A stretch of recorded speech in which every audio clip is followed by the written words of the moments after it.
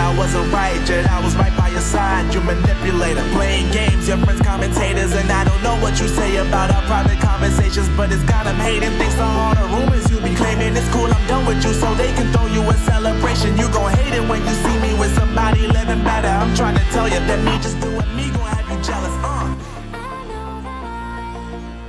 Welcome back, folks. It's Chris live in central Pennsylvania on the 6th of February, 2025. We're getting ready for the State of the Nation address, an annual presentation by the President of the Republic of South Africa. At this time, it's still Cyril Ramaphosa, and he'll be telling us all sorts of lovely things, regaling us the history of apartheid and racial segregation and all the excuses that they always come up with for what's been going on in South Africa. Well, welcome back. I'm ready. Are you ready? We're going to talk about it today. No doubt we expect to feature in this speech, either be completely missing or to feature in it, the position with the United States and the whining about the United States no longer giving South Africa aid. We are trying not to interfere in your business by no longer giving you money to distort your economic outcomes, and therefore it's all on you. But no, we're being called neo-imperialist and colonialist. And some really salty comments coming up all over the place from particularly leftists. But are you ready for today's State of the Nation address? I am, folks. I've prepared for it. Let's see. I've got got myself a bowl here for the popcorn. There's the popcorn. So we'll go ahead and break that open. Get that ready for the presentation. Yeah. There we go. Put some popcorn in the bowl there. There we go. Yeah. All right. So we got some popcorn. We're all ready for Cyril's show. Yeah. Sit back and watch a horror film coming up here shortly. So I've got myself a glass for my vegetable juice, my V8. So there you go. That's a V8. Wow. I could have had a V8. Well, that's exactly what I'm doing this morning, folks. I'm having a V8. Now, I like to traditionally put salt and pepper on top of it, but I'm going to forego that this morning so I don't leave the audience here. All right. There we go.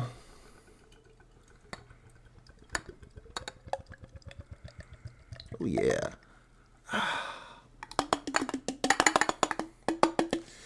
There we go. There's my V8 juice for my popcorn. Get ready to start this. Light the candle for this one, boys. All right. Well, do you want us to choke? What are you going to choke on there, Annabelle? All right. Let me say hello to everybody in the chat. Monterey Sieverts just gave a super chat. Thank you for that. You know, I should put a target up for super chats in the stream, huh? Something stuck in my teeth there. Very distracting. Let's put a goal up for super chats. Super chats. Let's go with 20. Let's be bold. 20 super chats. $5 and higher. So let's we'll put it up for 2 hours, and we'll say that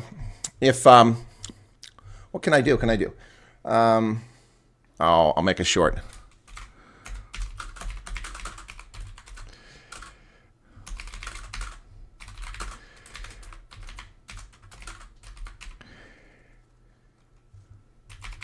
So I'm going to make a short where I'll sing Cyril's praises. All right, there you go. So there's a goal. Now, the threshold is $5 equivalent, so that's whatever $5 is. In South Africa, that means you got to spend like 100 Rand. All right, so welcome back. We're going to have them up here shortly. They're already gathering for the events. We've got the military folks who, the pseudo-military and the South African military forces here. Let's go ahead and get are they singing now? What's going on?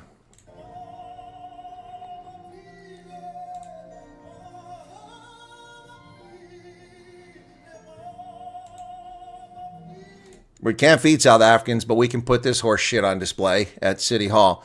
Not at Parliament, mind you, folks, because Parliament got burned down because of the negligence of the South African police force and the ANC. So let's forget about that one for a moment there. All right, so let's get started here. All right, the first of the 20 super chats has come in. Thank you for that. Let's see how this goes. That's a new thing that YouTube put in recently. Charles Van Altson, the voice of reasons here. Hendo's here. I'm ready for the rants, not the fuck all cock speech. I'm expecting a snooze fest. I'm very happy that the rain thanks. There's no need for a Sona, just another waste of money. We all know the state of the nation is critically ill and belongs in ICU. Wow, that's a perfect statement right there. Debbie, you've hit that one spot on. By the way, folks, I just dropped another video for the moderators. If you got a moment to take a moment, go ahead and please spread that far and wide. I've only put it in one of the groups. Once Cyril starts talking, I'll probably put it in some other groups, but I've just finished it, and that's why I was about 3 or 4 minutes late, so apologies for that. It takes time to edit these things. Sona will be a shining example of how South African government absolutely wastes money. Agreed. And then Erica's here. Hey, Erica, what's going on? What else? Very happy with the rain. Okay, didn't know it was raining. I believe it's considered Zulu custom to rock up at least 15 to 30 minutes late, so as to show the level of authority a person has. Yep, 2 hours if you were the Zulu king. Yep. An excuse to have a holiday in Cape Town and waste our tax money, fix the roads, let the traffic lights operate. There you go. What else we got here? Val, okay, and are these all before we even started? Montgomery Sieberts is here, dropping a bucket is back. Robert Franklin Moore, Diana Humple, Neville Purdon, How's the Mom, Trevor Bush, Nick Muller. Who else? Let's see if the ringmaster controls some of the circles. Yeah, let's see if the EFF or MK choose to bum rush the stage. That'll be entertaining. Colonel be taking a sweet ass time. Pablo Charlie says Colonel be taking a sweet ass time at 11:30. The broadcast was scheduled for 11:30. And he complained the minute that 11:30 arrived. Oh, Pablo Charlie, you looking for another spanking? Really don't know why South Africa has this Sona crap. Yeah, exactly. It's all bullshit. Promises. Gender-based violence and SASA, yeah, please. Colonialist parliamentary building still not fixed after how many years? Yeah, exactly. 3 years now it's been. Arctic is back.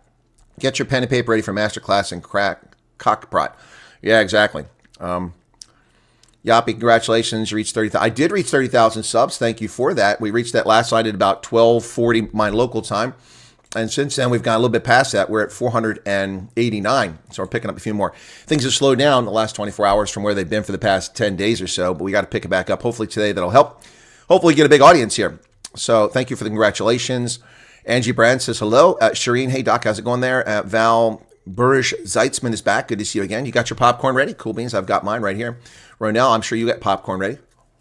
Pablo Charlie, Nick Muller. The Unfiltered South. Hope we are all hungry and ready for Seal's socialist flavored word salad. Exactly. Chris Ehlers.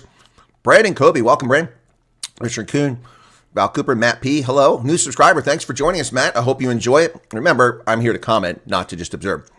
So, do you think President Trump will be watching? I really don't think so, Annabelle. Trump really doesn't give two shakes of a rat's ass about South Africa.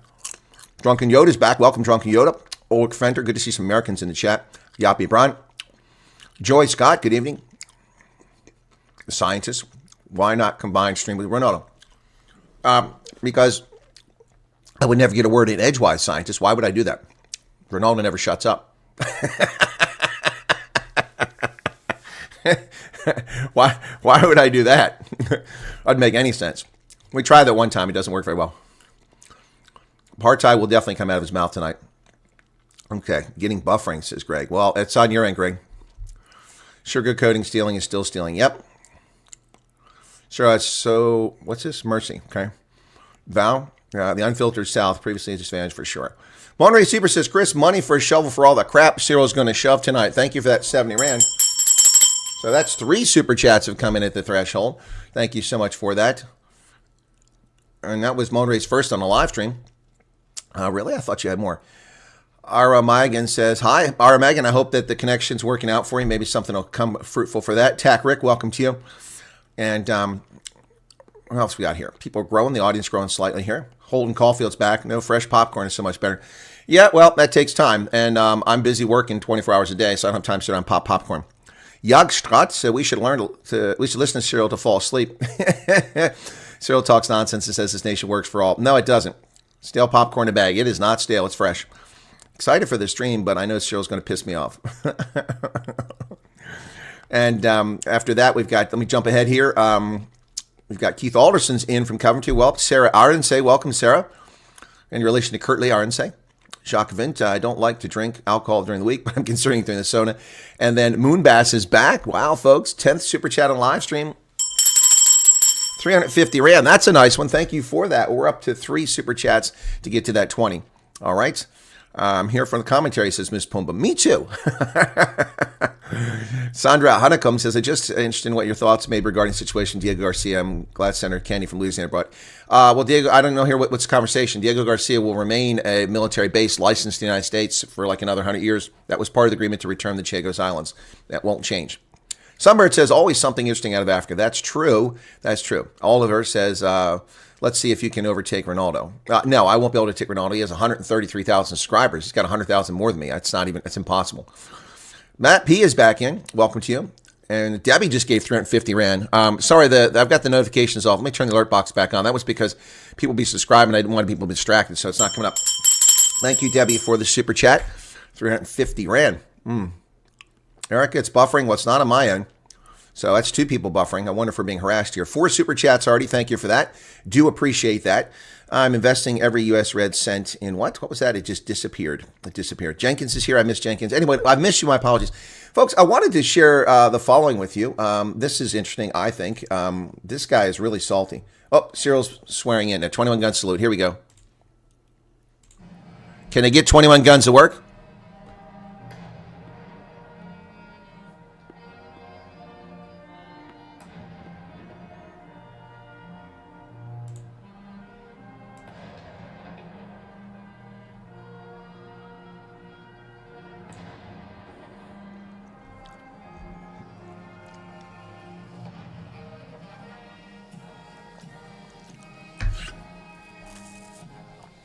South Africa, our land. Look at that mean face.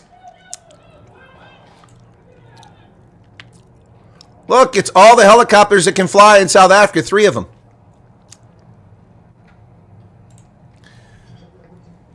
All right, so that's where we're at now. We're getting ready for the State of the Nation. Let me see if I can find a better broadcast than that one. Let's see, usually ENC or someone.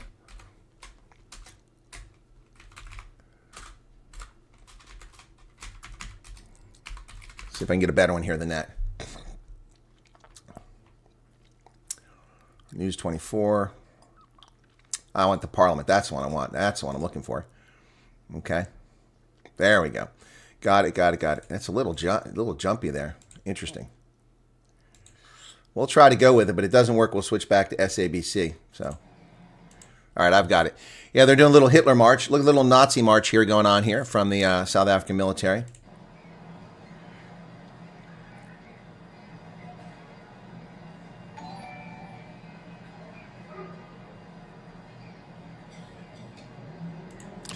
So Cyril's coming in. We'll resume once we get back to that. But I want to show you this salty thing from this dude. Man, this guy is really... Oh, they're way behind now. That's actually delayed. That's the live feed. I'm seeing that the television feed's a little bit behind. So that's interesting. Or maybe they've just shifted back outside. Let's see. No, they've just shifted back outside to the military parade. Thank you for the super chat there, Ryan. It doesn't count towards the 50... Or does it? 35? That doesn't make sense. It's saying $2. Anyway, thank you for that. Karen von Vike says, no electricity for us in Edgemead. Wow. There you go. No electricity. That just says it all, doesn't it? That just says it all about what's going on in South Africa. Yep. All right. So, this will be coming in a few minutes. We'll hear what Cyril's got to say. I've got my popcorn and my drinks here for it. But I want to show you this guy is really salty. Let me just bring this up and see if I can't get it to come up here. I downloaded it earlier. This guy is, hang on. Hey, lovely. All right, so let me bring this up, okay? All right, how do we do this? Like this, and I'll bring myself up here. There you go. Okay, let's listen to this fellow and hear what he's got to say about South Africa. He doesn't like Elon Musk, and he doesn't pull any punches back. He calls himself the honest appraiser one. There's not a lot of honesty in this conversation, but let's listen because it's entertaining. This is some obviously well-off white liberal South African who's living in safety and luxury in America and no doubt making money off our economy. And then he's on holiday in South Africa next to a sumptuous residence with solar panels where he's not suffering from load shedding. And this is what he's got to say. Thank you for the 35 Rand super chat, Chris Marie. So the Penguin's here. Don't worry. Relax. We'll get him back. Here we go. Hey, lovely people, and particularly a quick word to my American friends who might be tempted to believe. Oh, my American friends. Well, I'm glad to hear we have friends here from South Africa in America, but let's continue. Believe what Donald Trump is saying about South Africa, my home country, where I happen to be right now. Him and Elon Musk are racist twats who have no fucking idea what they're talking about. I'm sorry. He and Elon Musk are what? Did you just say racist twats? I think he said racist twats. Wow. Who have no fucking idea what they're talking about. Because what they're doing is taking the word of a fringe racist group called AfriForum and other disaffected... A fringe racist group. A group that has helped black South Africans achieve their rights in the country.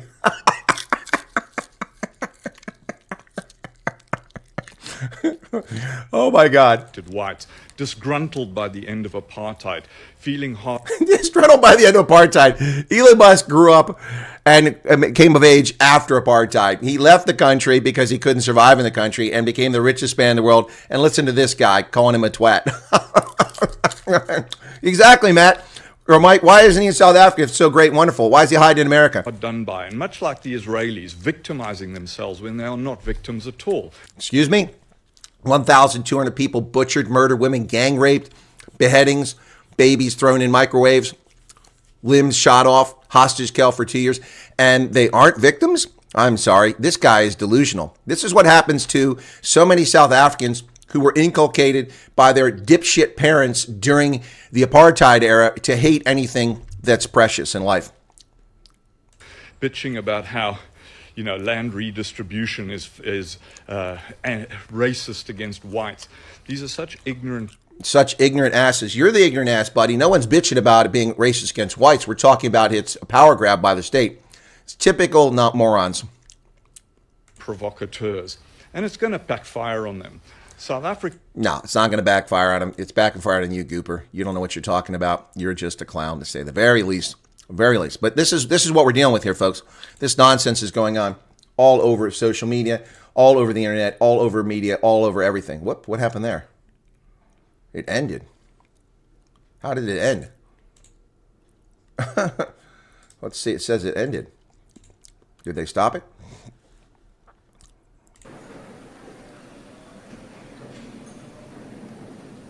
Are we doing a silent prayer here? What's going on? Oh, it is a prayer. Okay.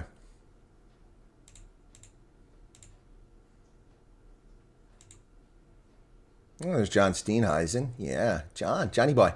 How's it going there? SABC. Let's go back to that one. I want SABC News, see if they've got it coverage. I want SABC. I don't want that. Come on. There we go. State of the Nation address. Let's see what they've got. Oh, stupid adverts coming up here. We'll see what Cyril's got to say, but it's going to be the same load of manure we usually hear, I'm sure. All right, she's talking now. The President has called this joint sitting of the National Assembly. Of course he has. And the National Council of Provinces in terms of Section 84, subsection 2D of the Constitution of the Republic of South Africa, read with Joint Rule 13, subsection 1A, to deliver his State of the Nation address to Parliament. I now call on the Honourable the President to address the joint sitting. No applause? Oh, there it is. Amandla! Away!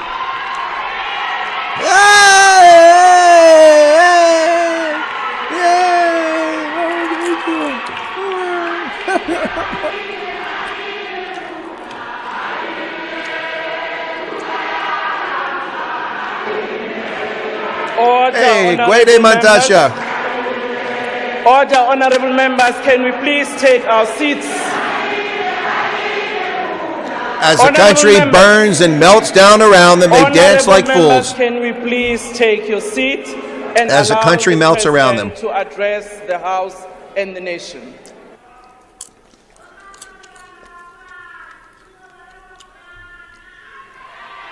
Look at the fake humility, the love, the outpouring for Cyril.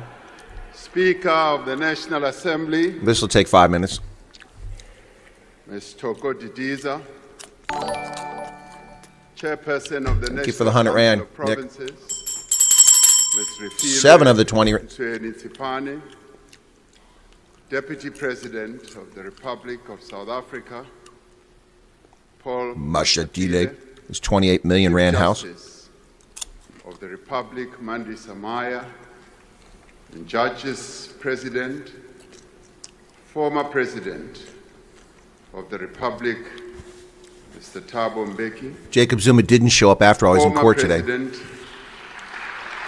Oh, the man who got 600,000 people infected with HIV, former President Kgalema Motlanthe, who was president for 5 minutes.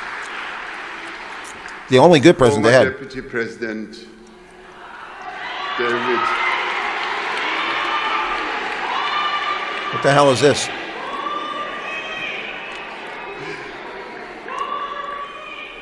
David Mabuza, former Speaker of the National Assembly, Oh, dear God. Ms. Baleka Mbete, This could take all day. former Deputy Speaker of the National Assembly, Mr. Lichisa Tsinodi,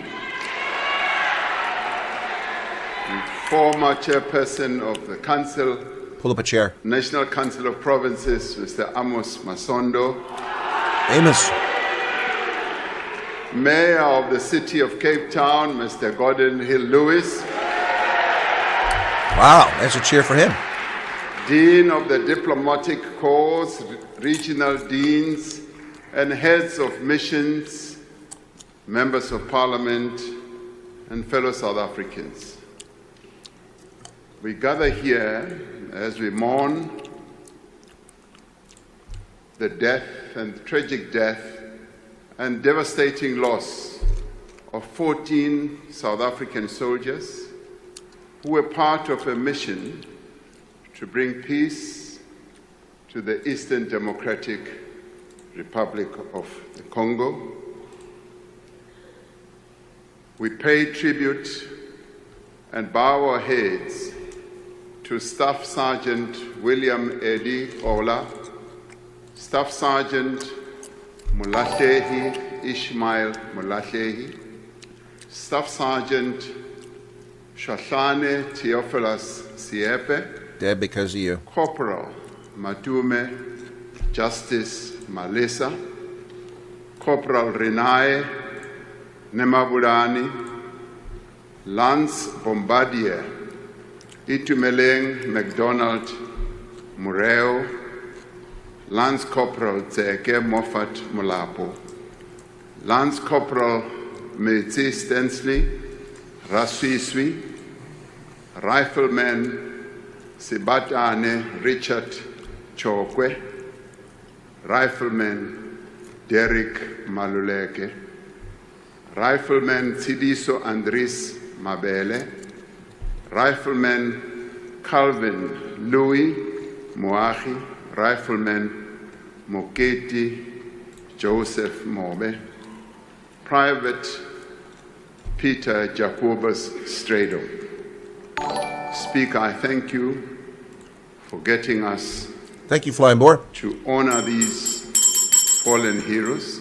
Get two of them. I didn't see I that. have directed Send a video. that a national flag be flown at half-mast in honor of these How fallen long? heroes for a week, starting A week, just a week. Could Hendo put the email address in there for the Flying Boar so you can send me a video? All right. We're watching because it's timely. Thank you for the $10 super chat there. I appreciate that, Flying Boar. Good to see you the again. fundamental right Here comes the of dissension. the Congolese people to live in peace and security. They lost their lives not in the pursuit of resources or territory or power. They lost their lives so that the guns on our continent may be forever silenced. Bullshit. So we salute them. My fellow South Africans, this State of the Nation address is taking place as we celebrate 70 years since the adoption of the Freedom Charter at the Congress of the People in Kliptown in 1955. Which you didn't write. The Freedom Charter is the cornerstone of our democratic constitution. It sets out a vision of a united, non-racial, non-sexist, democratic and prosperous South Africa. Complete opposite of what the ANC has given us. It also sets out a vision of a country in which government is founded on the will of the people of South Africa, where the land is shared among those who work it, where the people share in the country's wealth, Only the caters. and in all that the country produces, and are all equal before the law. No, they're not equal before It is law. this vision Caters that are more equal. continues to guide us as we work to build the nation that we all want. It is the spirit of the Congress of the People that inspires us as we prepare for a national dialogue in which South Africans are once again called upon to chart a new path for our country. A new path. We must chart this path Alvin in Boats. a world that is rapidly Master changing. Chile. It is a world of both interdependence and competition, of cooperation and conflict. And It arrogance. is a multipolar world in which new countries are emerging to play a greater role in global affairs. We are seeing intensifying competition over issues such as trade, technology, and influence in global institutions. There are global fundamental shifts underway that affect every aspect of human life. Yeah, and we're turning it back the other way From now. the growing impact of climate change to rapid advances in artificial intelligence, geopolitical tensions, Be nice if you had any and intelligence. violent conflicts. In the face of these challenges, we are witnessing the rise of nationalism, protectionism, the pursuit of narrow interests, and the decline of common cause. Narrow interests like Cater Wealth. This is the world that we, as South Leon Africa, Schreiber. a McPherson. developing economy, must now navigate. But we are not daunted to navigate our path through this world that constantly changes. Because you don't give a shit about South We Africans. will not be deterred. We are, as South Africans, a resilient people. And we will not be bullied. Oh.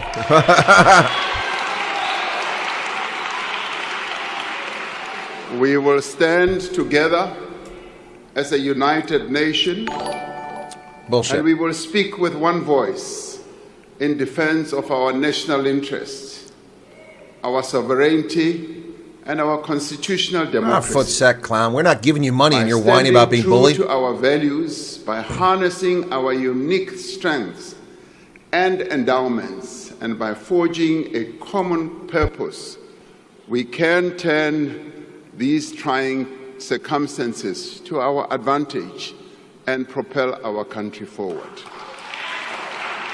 More empty talk from As the other South Africans, rapacious thieving party. We stand for peace and justice. We stand for equality and solidarity. We stand for a non-racial future, and we stand for democracy and tolerance as well as compassion.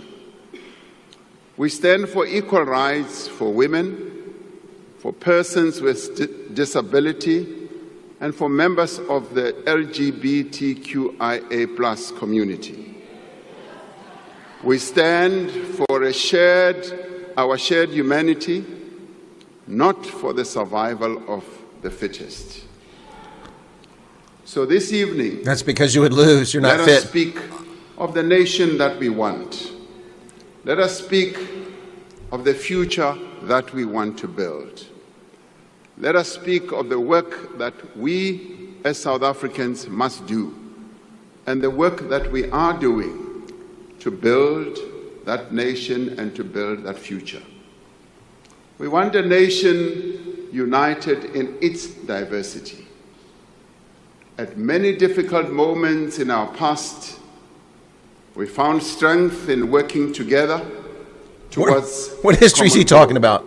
What history is he talking about? Through partnership, we brought peace and democracy to our country, which was once troubled. You didn't bring jack shit to it. We They surrendered. overcame apartheid, No, you didn't. They a surrendered. crime against humanity that denied people their human rights, that Just like deprived expropriation them without compensation. of the land Expropriation without compensation. and livelihoods, that Expropriation sought without compensation. to strip them of their dignity, that humiliated them. Through partnership, we overcame a devastating pandemic No, you didn't. and rebuilt our country Vaccine in the wake apartheid. of state capture as well. Vaccine apartheid. Together, we have built durable institutions that support our democracy, Such as? That protect our fundamental rights and promote the well-being of South Africans. Could you get to the communist money We have built takeover? meaningful partnerships Malema between doesn't look government convinced. and business and labor and EFF civil doesn't look society convinced. and other social partners to drive growth and development. These stand as models of cooperation for the rest of the world. South Africans are continuing to work together to confront our country's challenges and build a nation that works for all. Guided by the wishes of the people as expressed in last year's elections, we have formed a government of national unity to give expression to our culture of cooperation. As political parties, we have set aside our differences and agreed to work together for the good of all South Africans. The people you don't tell what's going on. In the last week, we have adopted the Medium-Term Development Plan, which sets out a clear and ambitious program for the next 5 years. The actions contained in the Medium-Term Development Plan will advance our 3 strategic priorities. Firstly, to drive inclusive growth and job creation. Secondly, to reduce poverty and tackle the high cost of living. And thirdly, to build a capable, ethical, and developmental state. Our most urgent task is to grow our economy so that we can create jobs, reduce poverty, and improve the lives of South Africans. Instead of caters? To That's nice. undertake this task, we need a government that works for the people. Well, this one doesn't. We need a state that is capable, competent, underpinned by a professional public service. That's not at all what you have now. South Africans want a state that treats all people with dignity, humility, and respect. A state with leaders who are prepared to serve our people with complete dedication, and public servants who are ethical, skilled, and properly qualified. Sounds like you need a Doge operation. To achieve these objectives, we are strengthening the role of the Public Service Commission in the appointment of key people who direct the affairs of our state, such as Directors General, Deputy Directors General, Chief Executive Officers of SOEs and board members and other senior positions. We will introduce a graduate recruitment scheme so that we may attract the best and the brightest in the public service. Oh, A good capable Lord. state With must quotas. start where our people live and work. In many cities and towns across our country, roads are not maintained. Duh. Water and electricity supply is often disrupted. ANC. Refuse is not collected, ANC. and sewage runs in the streets. ANC. It wasn't like that 30 years ago. In part, this has happened because many municipalities lack the technical skills and resources required to meet our people's needs. Because you racists chase the qualified Many people out of government. municipalities have not reinvested the revenue they earn or collect from these services into the upkeep of infrastructure. Starting this year, we will work with our municipalities to establish professionally managed ring-fenced utilities for water and electricity services to bullshit. ensure that there is adequate investment and maintenance. This Deuce says this every freaking year. Many of the challenges in municipalities also arise from the design of our local government system. Oh, here we go. We will therefore undertake extensive consultation to develop an updated white paper on local government to outline a modern and fit-for-purpose local government system. You designed the one that's there now. Why doesn't it work? You're so smart. You designed it. We will also review the funding model for municipalities. We will do so because many of our municipalities truly do not have a viable and sustainable revenue base. Of course not. We told you dumbasses this when you redesigned the metropolitans 30 years ago. Traditional leaders in the implementation of local development programs.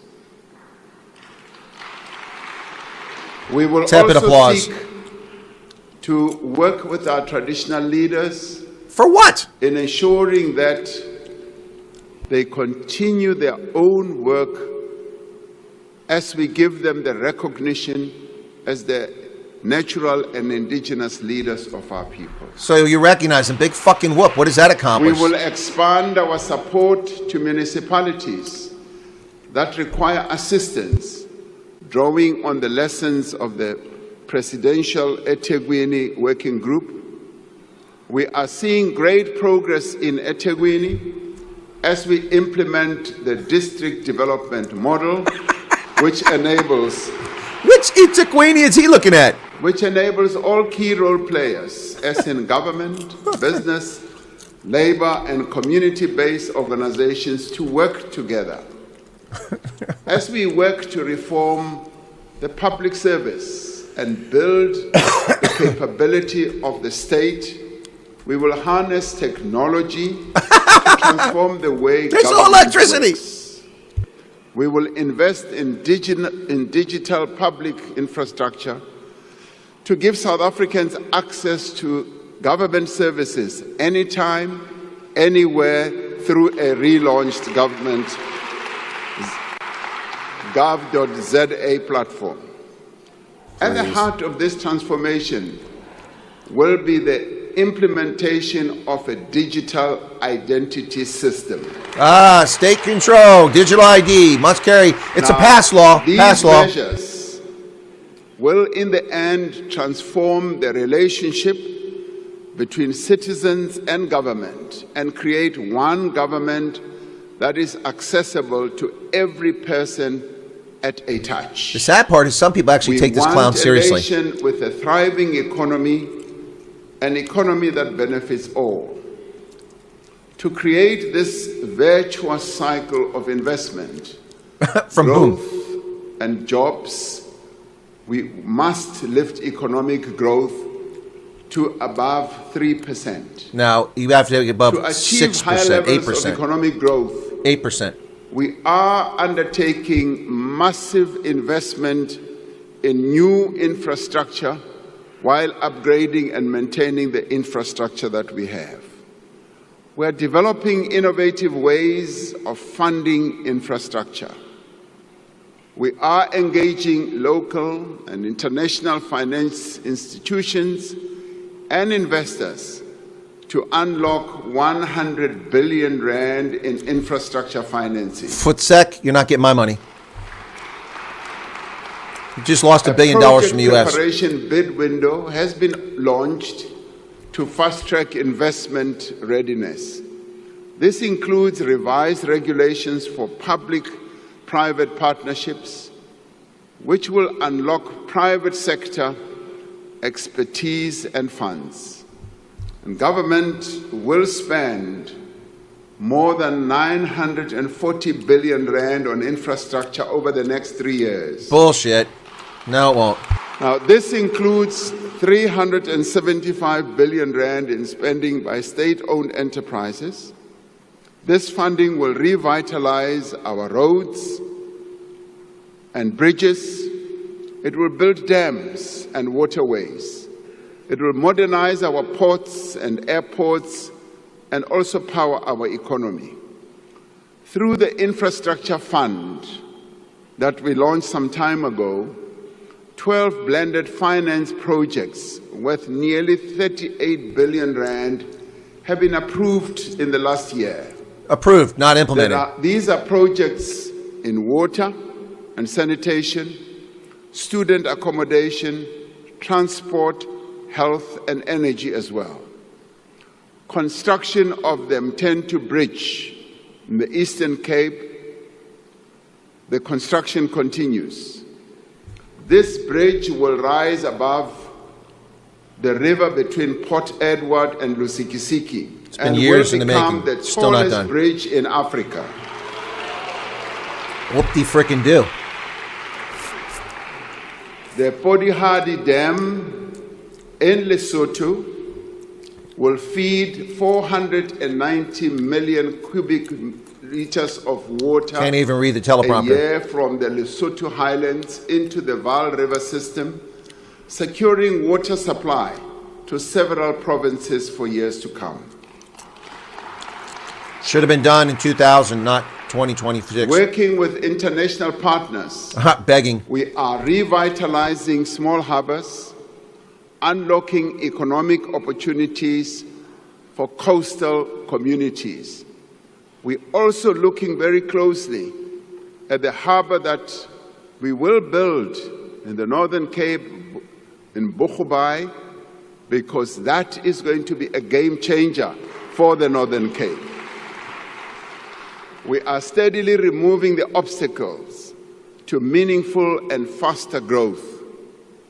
The economic reforms that we are implementing through Operation Vulindlela have created a new sense of optimism and confidence in our economy. From whom? Investors are looking at South Africa with much more interesting eyes as they see the reforms that we are implemented through Vulindlela. You're so full of shit. We have made progress in rebuilding and restructuring a number of our network industries. We are seeing positive results in the improvement of the functioning of our network industries, as well as the investment opportunities that are opening up and are being taken up by investors, leading to job creation. Working together with business, labor, and other social partners, we must now finish the work that we started. What work? Over the Wondering? coming year, we will initiate a second wave of reform to unleash more rapid and inclusive growth. Our immediate focus is to enable Eskom, Transnet, and other state-owned enterprises Failures, one and all. that are vital to our economy to function optimally. And how? Well, get rid of the government We involvement. are repositioning Ramakopa. these entities to provide world-class infrastructure while enabling competition in operations, whether in electricity generation, freight, rail, or port terminals. We continue with the fundamental reform of our state-owned enterprises to ensure that they can effectively fulfill their social and economic mandates. There's no such thing as a Now, social this mandate. includes the work underway to put in place a new model to strengthen governance and oversight of our public entities.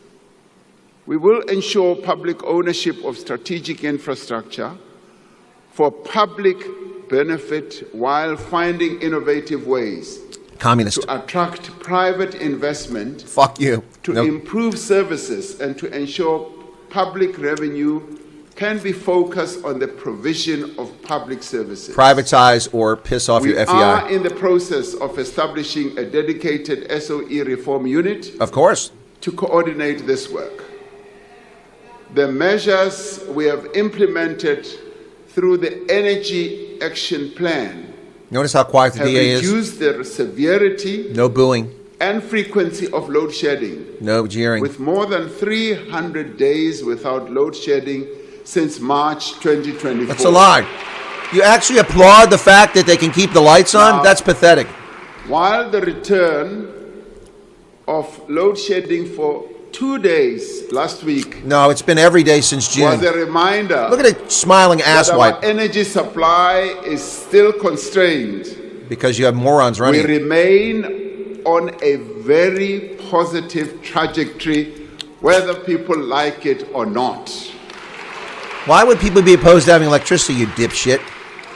We now need to put the risk of load shedding DA collaborators behind us once and for all. And the Minister of Electricity will speak about it in about 2 weeks or so when he presents to Parliament. We need to put that once and for all behind us by completing the reform of our energy system to ensure long-term energy security. Here it comes, just energy transition.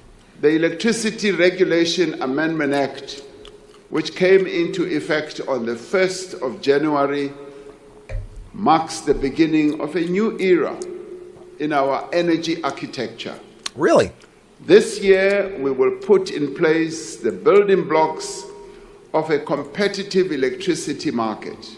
Over time, this will allow multiple electricity generation entities to emerge and to compete. We will mobilize private sector investment in our transmission network to connect more renewable energy to the grid. There it is, green energy. The minister will tell us that we still need to install 14,000 kilometers of transmission lines. We therefore need to mobilize finance from a number of sources to enable this to happen. As we reform our energy system, we are continuing to build successful multilateral partnerships in the global effort to halt the devastating impact of climate change. There it is, there it is. Our just energy transition There it is. gaining momentum. Tasha Mazun.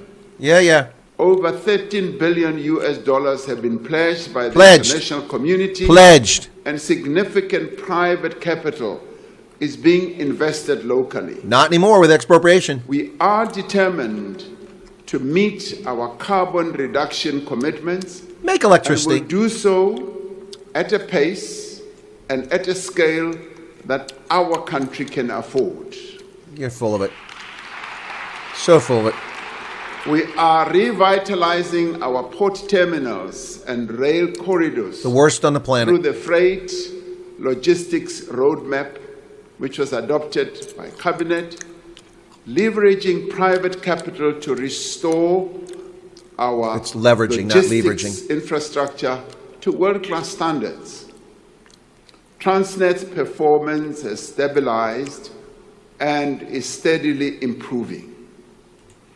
We released a network statement in December last year, which for the first time will enable private rail operators to access the freight rail system that will continue to be owned by the state. Open access to the rail network will allow train operation companies to increase the volume of goods transported by rail while our network infrastructure remains state-owned. This will ensure that South African minerals, the vehicles that we manufacture, our agricultural produce reach international markets, not this one, securing jobs and earning much-needed revenue for our fiscus. New cranes and other port equipment are being commissioned to speed up the loading and unloading of cargo and reduce waiting times for ships in our various ports. As we forge ahead with the reform agenda, an urgent priority is to ensure a secure and reliable supply of water across the country. Flying Boar, I saw your email, but you want me to watch the video. I can't do that now. Cities, towns, and villages. Thank you for the super chat. Are experiencing more and more frequent water shortages. Yeah, I wonder why. As a result of failing water infrastructure. Failing ANC. It is impossible to live without water, as we all know. And it is impossible. And the reason you're living without water is because the ANC spent 30 years stealing the money that was supposed to go to upgrade and maintain water supplies, bring more water from the Lesotho highlands, and get rid of the leaks in Cape Town and elsewhere. That's why. It's because of the ANC. Whether in townships or in the rural areas. We are investing heavily in expanding our water resources. Thank you, Flying Boar. I will respond later. Wherever one goes in our country, we often hear our citizens raising the issue of water continuously. So we are raising this issue to a much higher level. And like we did with electricity, I know and I am hopeful that we will resolve the water crisis that we... You haven't resolved electricity. You're not going to resolve water. You got 13 years neglect while you stole. Typical African running of a country. Install it, forget about it. Except you didn't install jack shit. It was all done by the National Party. You inherited and you pissed your patrimony down the drain because you're a bunch of rapacious thieves and lying sacks of horse manure.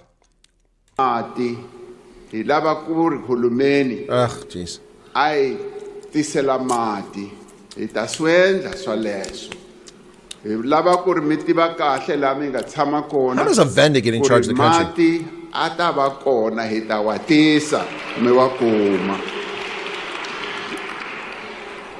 To date, the They don't look very convinced. Infrastructure Fund has secured 23 billion rand for 7 large water infrastructure projects. From where? We have ended delays in major water infrastructure projects like Phase 2 of the Lesotho Highlands Water Project and the Umkomazi Dam.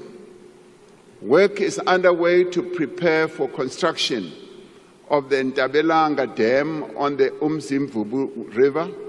That's a mouthful even for him. Additional water for domestic use as well as for irrigation in the Eastern Cape. Within the next year, we will complete the establishment of the National Water Resource Infrastructure Agency to unlock much greater investment in water projects.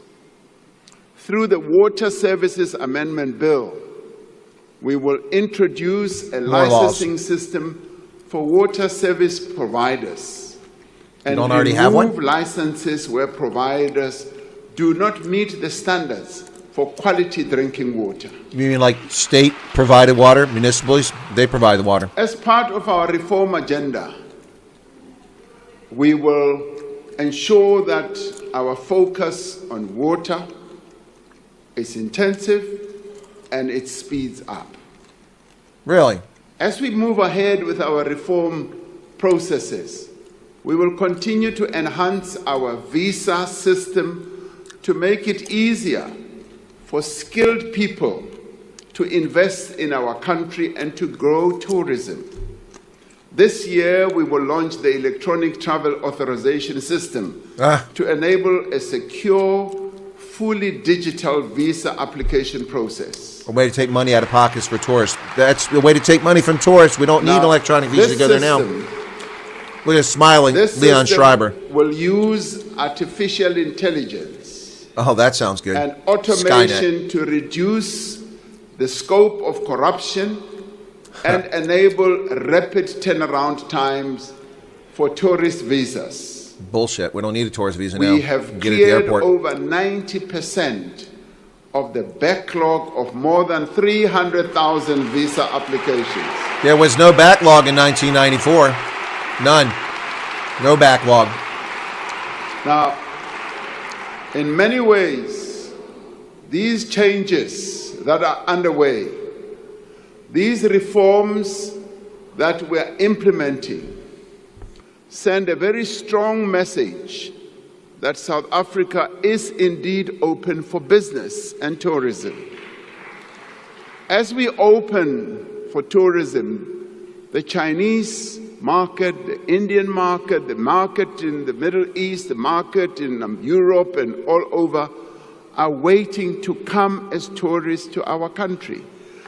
We want a nation in which prosperity and opportunity is shared by all. For many decades, our economy has been held back by the exclusion of the vast majority of South Africa's Thank you, people. Flying Boar. Black South Africans were deprived of land, of capital, of skills, and of opportunities. our economy was starved of the potential that it has. And this is why we need to transform our economy and to make it more inclusive. That is why our focus is on empowering our people, on empowering women and persons with disabilities, because they were deliberately excluded from playing a role in the economy of their own country. And we will set up Look at the DA smiling. a transformation fund worth 20 billion rand a year over the next 5 years to fund black-owned and small business enterprises. Racist. We will Racist. fast-track the regulations of the Public Procurement Act to ensure that businesses that are owned by women, by young people, and persons with disabilities receive equitable opportunities. This guy's in digging his own government grave. contracts. Look at these racists clapping, digging their own graves. And we have started and will continue to train women entrepreneurs to enable them to compete for government tenders. In November last year, we launched the National Skills Fund Disabilities Program. In its first phase, this transformative initiative will empower over 10,000 persons with disabilities through tailoring training for them, Not if you're white. and through ensuring that they get stipends and specialized tools. Handouts. This part of the work we must undertake as business, as government and labor and civil society to enable people with disabilities to play an important role in the economy of our country. Just more For bullshit. far too long, they've been relegated to the back rooms of everything. You've been in charge Through these 31 years. programs, we are not only righting a grave historical wrong, we are unleashing the potential of our economy for sustained growth. We want a nation where there is work for all, where every person can earn a decent living and realize their potential, where the rights of workers are protected and working conditions are improved, where women and men receive equal pay for work of equal value. Red herring. We need to ensure that growth creates jobs for all, and especially for young people. The success of the presidential employment stimulus What success? shows how public employment programs Welfare. can create meaningful work No.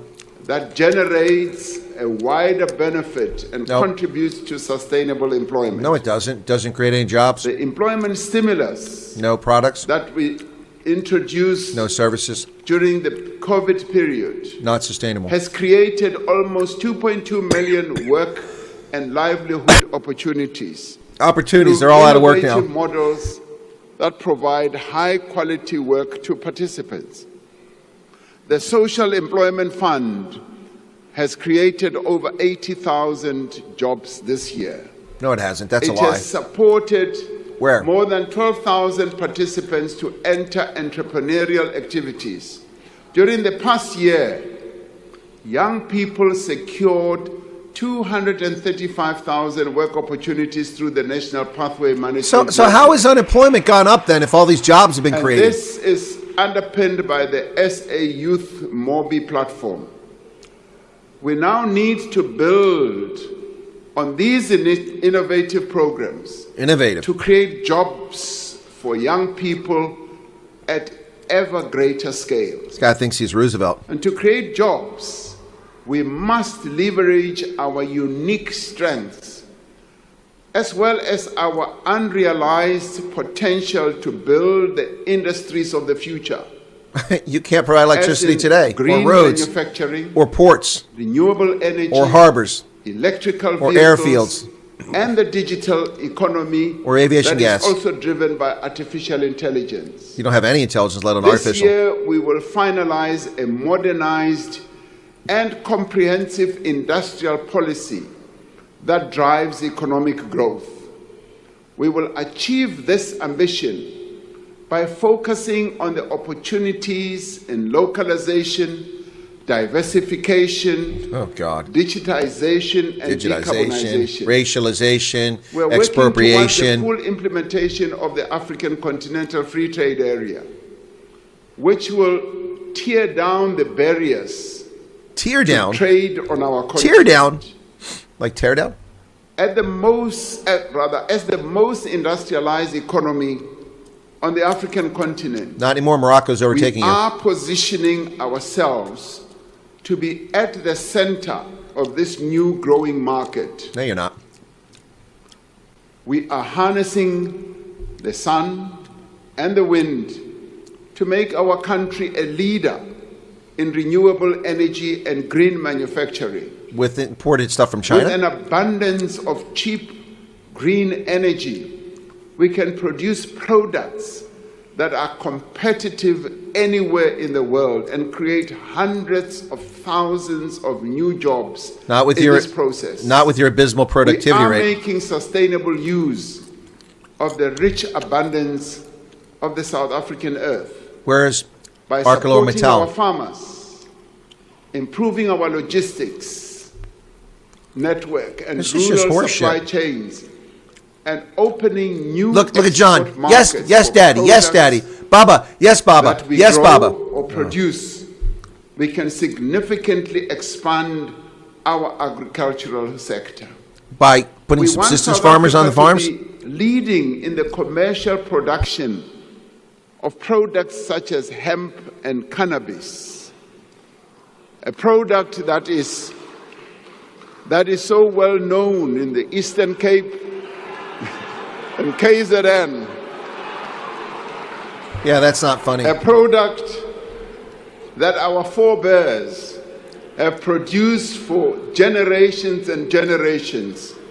We can add modern value to it and bring it to the shelves of the entire world. And narcotize We are people. breathing new life into the mining industry, which remains one of our most important and valuable endowments. I often say that mining was the bedrock on which our economy was built, and it continues to be a sunrise industry.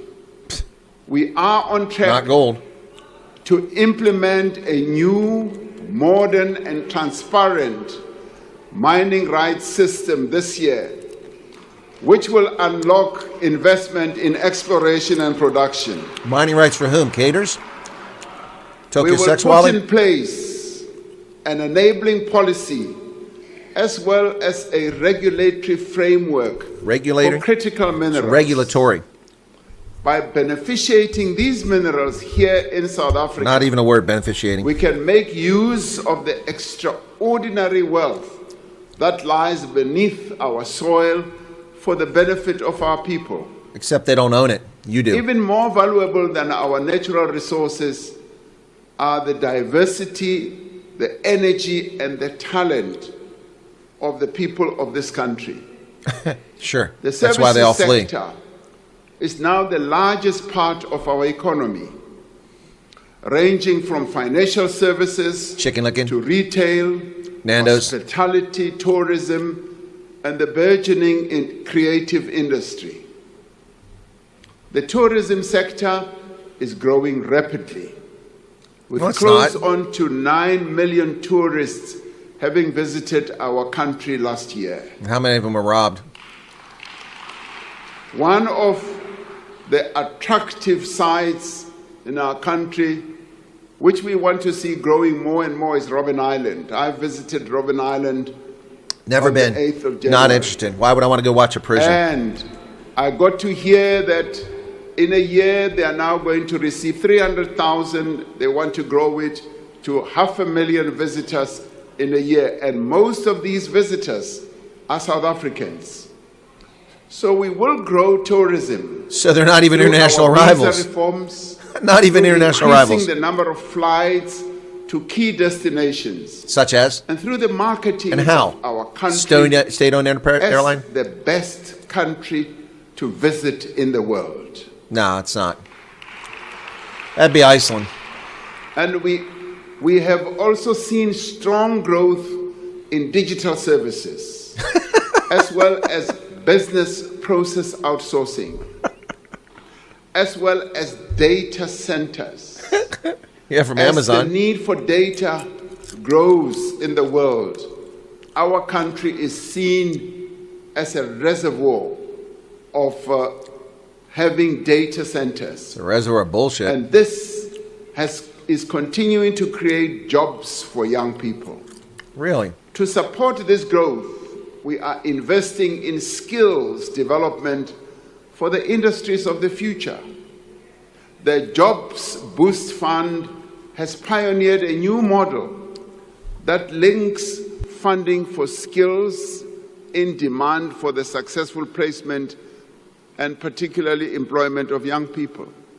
We are expanding our support for small and medium enterprises and for the informal economy, which sustains millions of jobs as well as livelihoods across our country. This includes streamlining funding for small businesses, unlocking venture capital for high-growth startups, and developing a regulatory environment that enables rather than restricts informal enterprises. So why do you need our money? You seem to have it under build control. an innovative economy, the Department of Science and Technology and Innovation will establish an innovation fund to provide venture capital to tech startups that emerge from our higher education institutions.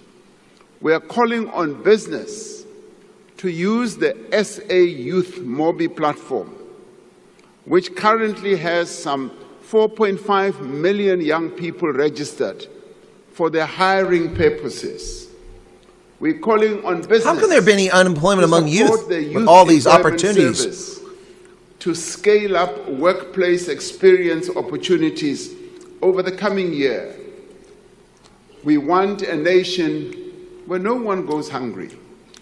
Yeah. For 30 years, since the dawn of democracy, we have worked together to reduce poverty. No, you haven't. You expanded Today, it. 3 times as many people live in Our poverty. country Here it comes. spends Lie. around 60% of our national budget on the social wage, on health, You proud of that? 60% on welfare? education, on social protection, community development, and public employment programs. More than 28 million unemployed and vulnerable people in our country receive social assistance. More than 10.5 million learners go to public schools where they do not have to pay fees. Last year, over 900,000 students from poor working-class backgrounds and poor families and working-class backgrounds received funding to study at universities and colleges. Now, through these programs, we are alleviating the worst effects of poverty. No, you're not. We are providing the means through which South Africans can rise above poverty that has been passed down from one generation to the next. But we have much to do, and much more work needs to be done to end poverty in our country. We must do much more to ensure that women in particular no longer face the hopeless task to feed and clothe their children. While government invests heavily to support poor and unemployed people, these programs are fragmented Because they are all the same, and Miguel. sometimes they are bullshit. difficult to access. We are therefore building an integrated system of support for poor and unemployed people. We are strengthening existing programs from job search support to public employment and making sure that together they provide people with pathways out of poverty. Rather than expecting those in need to approach several government agencies separately, a citizen should be able to go to one place to receive all the support that they need. To protect the gains that we have made since 1994 in advancing children's rights, we will adopt the National Strategy to Accelerate Action for Children, which focuses on 10 key priorities, including poverty reduction, child protection, and addressing malnutrition. The Social Relief Distress Grant is an essential mechanism for alleviating extreme poverty. We will use this grant No, it's not. as a basis for the introduction of a more sustainable form of income support for unemployed people. Permanent grants. Permanent welfare. Now, central to our efforts to end poverty and to develop our economy is to provide decent, quality education to every South African. When does that start? We are immensely proud of the achievements of the matric class of 2024. Bullshit stats. Look at her smiling. Look at her. All part of the dumbing The down of South class Africa. which achieved the highest pass rate in our country's history. Total bullshit. Now, 87% of learners who sat for their matric exams passed. For the first time in the history of our country, nearly half of these learners achieved bachelor pass. Half of them never even got to that level of schooling. Nothing. They dropped out. Nothing can diminish, These people are delusional. frankly, nothing can diminish our pride Except the in truth. the hard work of these learners and the steady support of their teachers, parents, and broader community. And let us give them a big round of applause. Look at Gayton. That's ridiculous. We should all be proud of the class of 2024. Unbelievable. But our immediate focus is to expand access to early childhood development for every child. More welfare. Now, this Kindergarten. will be achieved through registering and formalizing existing ECD centers and ensuring that they have the facilities, the training and material that they need to provide quality learning. We will focus on ensuring that every child can read for meaning in the foundation phase to set them up for success in later years. To achieve this, we are implementing mother tongue-based bilingual education. Eliminating We do Afrikaans. this to improve literacy and numeracy, and rolling out lessons plans, reading books, and other interventions that have been proven to work. The Funza Lushaka bursary scheme will continue to prioritize students who want to pursue a teaching career in the foundation phase. Last year, we signed the Basic Education Laws Amendment Act, which was passed by this Parliament. When the ANC had a majority. Not this parliament, the Now, last parliament, this you liar. act is pivotal for ensuring that education is accessible and is inclusive for all South Africans. No, it's racist. This year, the Minister of Basic Education will introduce national policy, the norms and the standards and regulations to empower all partners in the basic education field to support the implementation of the Act. Empower. It's the opposite. It's disenfranchised. Now, to ensure that the economy has the skills that it needs, we are increasing the production of artisans through TVET colleges. Now, this is part of the shift we are undertaking towards education and skills development that combines formal learning with job training.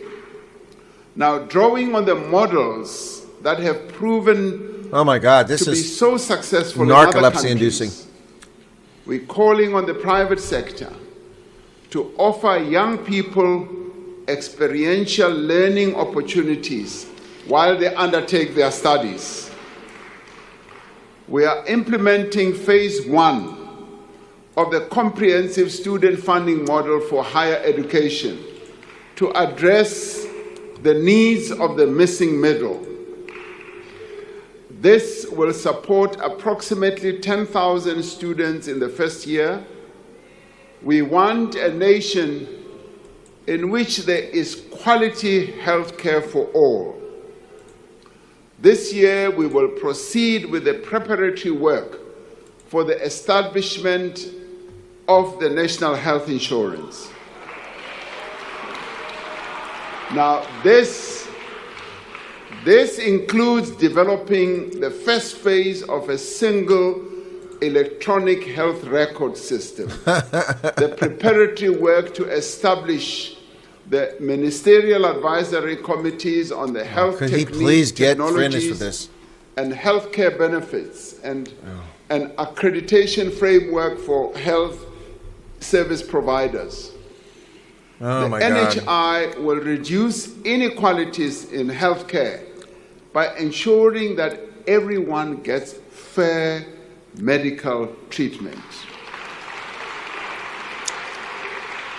Now, the NHI will save many lives No, it won't. You'll destroy by South Africa. providing a package of services that include, for example, even more especially, maternal and newborn care and services also for people living with HIV, those with TB, and those suffering from non-communicable diseases Where you such get- as heart disease, cancer, and diabetes. Where are you getting the 500 million Our from? most immediate priority is to strengthen the health system and improve the quality of care. With burnt out A hospitals. vital part of this is the modernization, the improvement, and the maintenance of existing health facilities and the Oh, this guy's so full of crap. The Charlotte McKexy Hospital has still not been restored after the fire that took place there 3 years ago. Unbelievable. Clinics burnt down, hospitals in disrepair, and this jackass is talking about they're improving healthcare. You are living in a delusional world. I do hope that Musk and Trump listen to this bullshit, and then the trouble is coming their way. They're just so tone deaf, and they're in lockstep. Gayton is smiling out there in the crowd. Maybe it's just laughing at one stages of design and development. somebody's head. Now, this includes the replacement of 3 existing new central hospitals, 5 new district hospitals, 5 community health centers, and a new psychiatric hospital. To improve patient experience, EFF's not buying it. we are putting more emphasis on reducing waiting times, cleanliness, and staff attitudes in the public health facilities. We are encouraged by the great progress the country has made towards ending Freedom Front HIV Plus. and AIDS Cornay Mulder. as a public health threat. By the end of March 2024, 96% of people living with HIV knew their status. 79% of these were on antiretroviral treatment, and 94% of these were on treatment with virally suppressed conditions. Now, to ensure that we reach the target of 95, 95, 95, which has been set by the World Health Organization. We're going to apologize to the United States. We will this year launch a massive campaign to look for an additional 1.1 million people who are not yet on treatment. We are concerned about the potential impact of the decision by the United States government to suspend some of its funding for HIV and TB programs in African countries for 90 days. Now, this funding that we get accounts for about 17% of our country's HIV spend. We have been able, over the years, to provide funding from our own resources. Then why do you need our money? Our own fiscus. So why are you asking? For our HIV and TB programs. Then why are you begging from us? We are looking at various interventions 22 years later. to address the immediate needs and ensure the continuity of the essential services You had 22 years. that we might lose 22 years. if this funding does not come through. 22 years you sat on your ass. Nobody's buying Now, that story.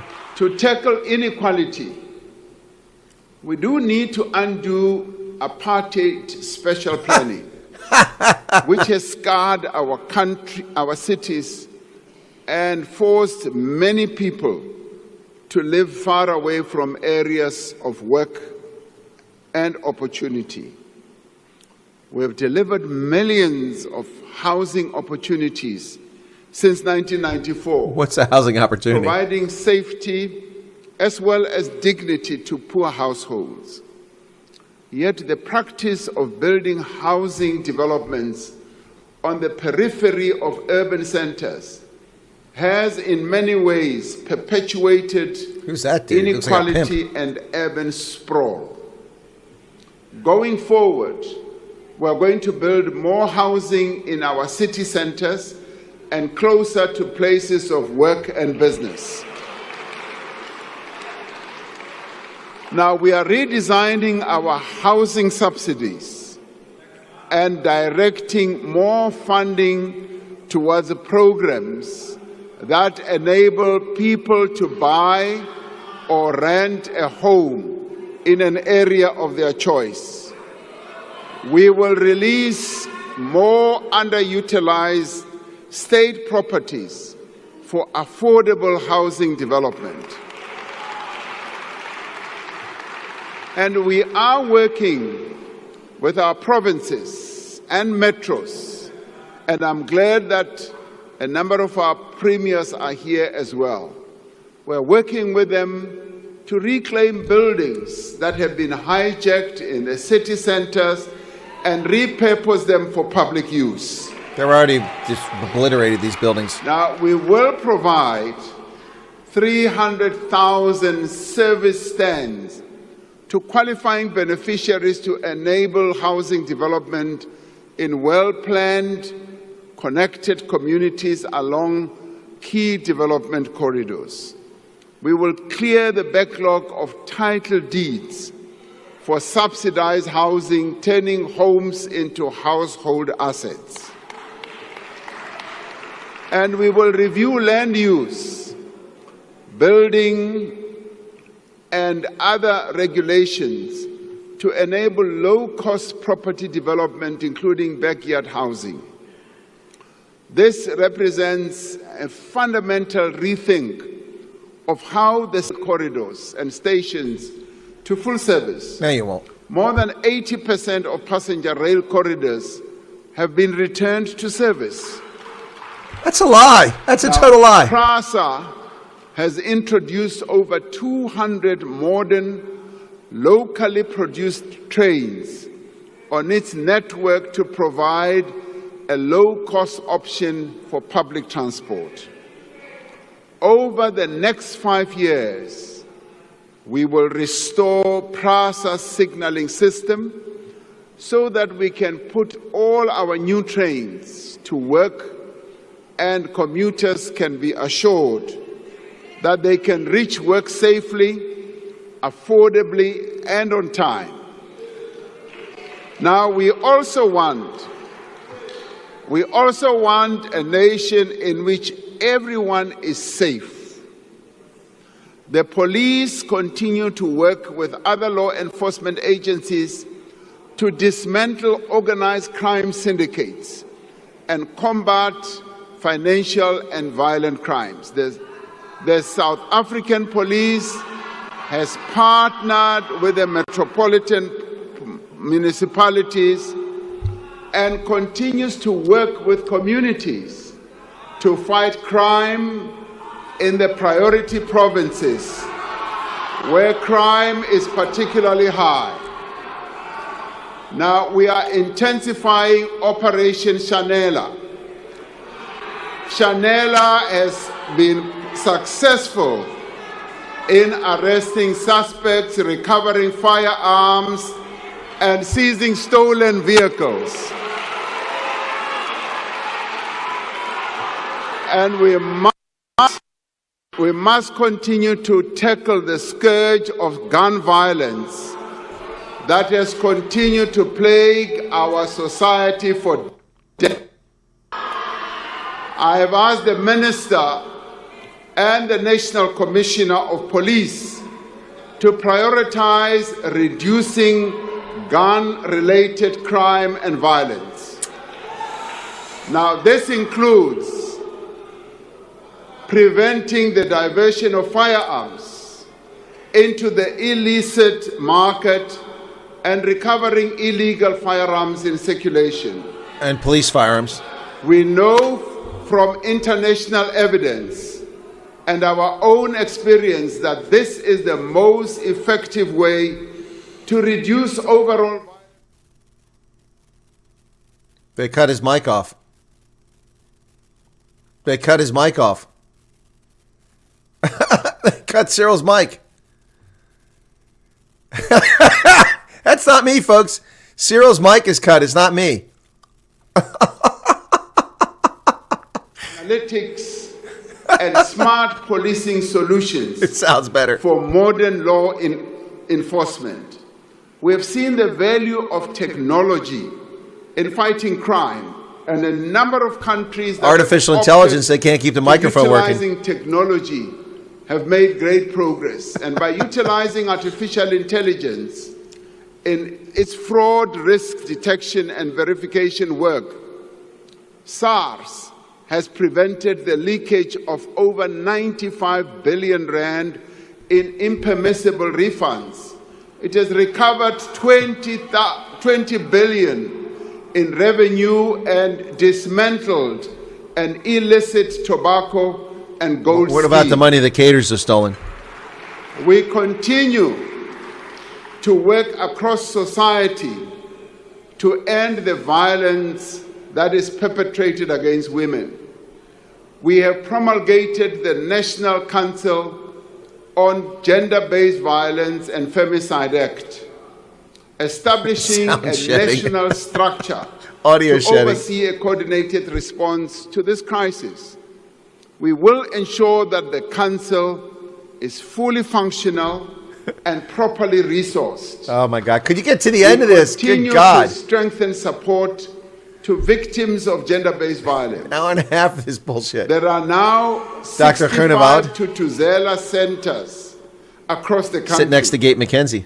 Out of the 52 districts in our country, 44 have gender-based violence shelters. I'm regretting watching this. All police stations in the country now have victim-friendly services. No, they don't. No, they don't. And Try to be a victim and go another there. 16 sexual offences courts will be established in the next financial year.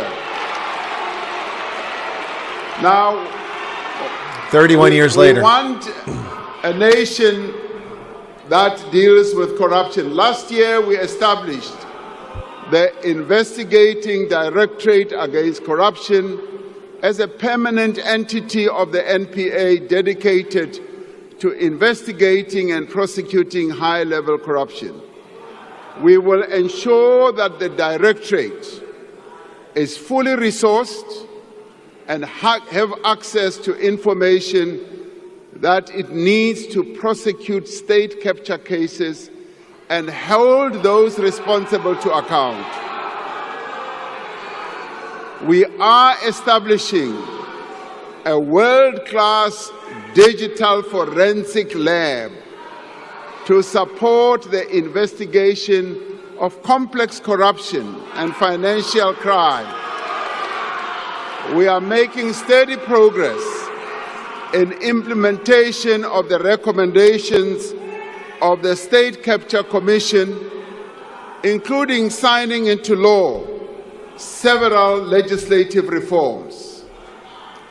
The Special Investigating Unit and Asset Forfeiture Unit report that over 10 billion rand has been recovered in state capture-related cases. 10 billion, that's all? This year, the Department of Justice and Constitutional Department will report on the review of the Anti-Corruption Architecture, National Anti-Corruption Advisory Council. This is expected to streamline legislation to eradicate duplication of mandates and foster greater cooperation between law enforcement agencies. And we will finalize the whistleblower protection framework and introduce the Whistleblower Protections Bill in Parliament during this financial year. Yeah, well, too late for Babita Deo Quran, you piece of filth. And this year, we will strengthen South Africa's system of dealing with terror financing and further legislative systems improvements. You're already gray listed, it's a bit late. To secure our removal from the International Financial Action Task Force. Because you're a terror hub. We have made significant progress. Yeah, well, they told you for years. The weaknesses that were identified in our law enforcement system. You knew it before it happened. 16 out of 22 action items fully addressed. We want a nation. It was 2 years ago. That is at peace with the world. You're not. We want to continue through our international relations to advance the well-being of the people of South Africa as we seek to advance the well-being of humanity. Now, we will work to strengthen our trade relations around the world and to leverage our strong and diverse global alliances to make our economy more resilient. The key pillars of our foreign policy remain the promotion of human rights, peace and friendship, and the strengthening of fair trade and investment ties with other countries. You're going to have free trade, we won't buy your minerals. These are the principles that guide our presidency of the G20 this year.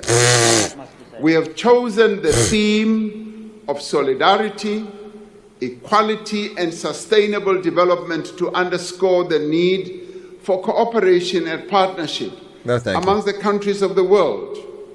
For the first time in its history, the G20 is being hosted on the African continent. And that's a mistake. Following, and this is particularly important following Quit dancing, the admission stand still. of the African Union as a member of the G20. No, he's lying when he really starts dancing. It is a great opportunity for us to place the needs of our continent and the rest of the global south more firmly on the international development agenda. To beg, Our G20 presidency demand, is a valuable opportunity for South Africa to advance efforts towards greater global economic growth and sustainable development. nope, Africa remains at the center of our foreign policy. no it doesn't. We Caters continue do. to work to strengthen the African Union, to support the achievement of AU peace, hates you. development, and economic integration on our continent. We know that our future prosperity is intricately linked and bound to the prosperity of the African continent. For South Africa to thrive, we must ensure that Africa does indeed thrive as well. And there's no And we inter-African must trade. silence the guns on our continent. Well, then why you got troops in the Congo starting a Now, war? since the advent of democracy, we've been instrumental in restoring stability in countries such as Cote d'Ivoire, Burundi, South Sudan, Lesotho. More Comoros. recently, we've been part of the SADC peacekeeping mission in Mozambique. Sounds like an That imperialist has interloper. brought relative calm and stability to the Cabo Delgado province. No, Rwanda did that, not you. The presence of South African peacekeepers in the eastern DRC is testament to our continued commitment To interfere, to peaceful resolution to interlope. of one of the world's most intractable conflicts that has gone on for years and that has cost millions of lives and displaced many people. Now, we call on all parties to embrace the current diplomatic efforts to find a peaceful resolution, Leave the DRC. Leave the DRC. including honoring the Luanda process. We will attend the joint summit between SADC and the East African Community scheduled to take place in Tanzania this weekend, where we will reiterate our call for a ceasefire and a resumption of talks to find a just and enduring solution, and we will make sure that our boys, our soldiers do come back home. They've been there for 30 years, dumbass. Stop lying. We have always believed that the freedom that we won and the international solidarity from which we benefited does impose a duty on us to support the struggles of those who continue to experience colonialism and oppression. South Africa continues to stand in solidarity with the people of Palestine, who have endured decades of illegal occupation and are now experiencing indescribable suffering. And South Africa has acted in accordance with its obligations Nope. under the Genocide Convention. What about Myanmar? China? Convention Darfur? by instituting proceedings did against nothing. Israel in the International Court of What Justice. about Myanmar? China? We are fully committed Sudan? to the articles of the United Nations, including the principles that all members should settle their international disputes by peaceful means. We support the principle of respect of the territorial integrity and sovereignty of all states and peoples. Except Israel. We continue to participate in the different peace processes seeking to bring about a just and lasting peace in Ukraine.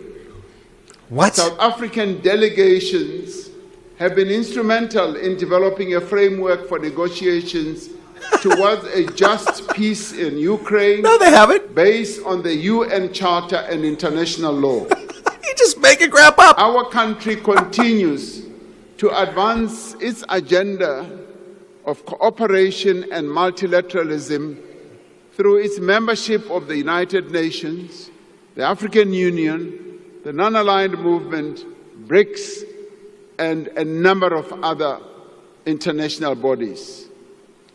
As humanity confronts unprecedented challenges, we are determined that a reformed and representative United Nations must be at the center of global affairs, and we will continue to push for progress on the reform of the UN Security Council to be a more inclusive, more effective body that is able to ensure peace and security.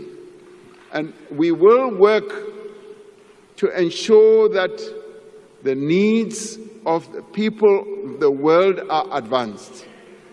And the work that we do and what we stand for does need to be explained to many key players. Here we go. Especially to our trading partners and the many countries and leaders that we interact with on the global stage. And with a view of explaining the positions that we have taken, and in particular, the objectives that we wish to achieve during our presidency of the G20, I have decided to send a delegation of government and other leaders to various capitals on our continent across the world. This delegation will interact with various key players on a variety of matters that affect South Africa's interests. I will direct that they leave as soon as possible to interact with various key players on our continent and in the world, so that our presidency of the G20 objectives can be well explained. All Sure. these things that we speak of are possible. As South Africans, finishing up finally? We know the power of cooperation, of what is possible The power of bullshit. when people of different backgrounds, different races, cultures, languages, and ethnic groups and religions So come why do you hate together Afrikaans? behind a shared objective. Why do you hate Afrikaans so much then? The formation of the Government of National Unity provides us with an opportunity to show once again that we can achieve what we can achieve by working together. And I call on all South Africans, united in our diversity, to come together in the national dialogue that we are going to have to define a vision for our country for the next 30 years. The national dialogue must be a place where everyone has a voice. It must be a place to find solutions that make a real difference in people's lives. The dialogue must reaffirm that each and every one of us has a role to play in building the nation that we want. We must therefore be builders and not people who seek to destroy the future of South Africans. That would be the ANC. While we may differ on many issues, we agree on one thing, that we need to build a better South Africa and improve the well-being of our people, and that we should do so not by sitting on the sidelines and shouting. We should be in the scrum working to develop the lives of our people. And so, in the as scrum, we enter the new era in the world and in our own country, let us speak of empathy, of compassion that we have for one another. Let us speak of the pride that we have of our country and all that we have achieved. Let us speak of the determination that won us freedom and drives us forward now to a better future. With this determination, we will work together to make this an era of growth, of progress and transformation.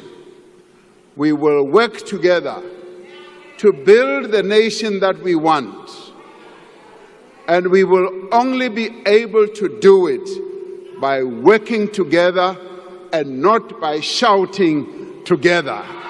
And we will only be able to do it by ensuring that we as the leaders ensure that Leaders? those who will come after us, Don't think he knows what a leader our is. children and our great children, inherit a country that we have helped to build, not to destroy.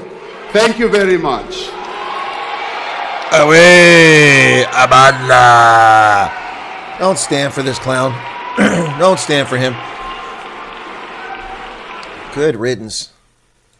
Well, there you go, folks. That's it. He's leaving the stage.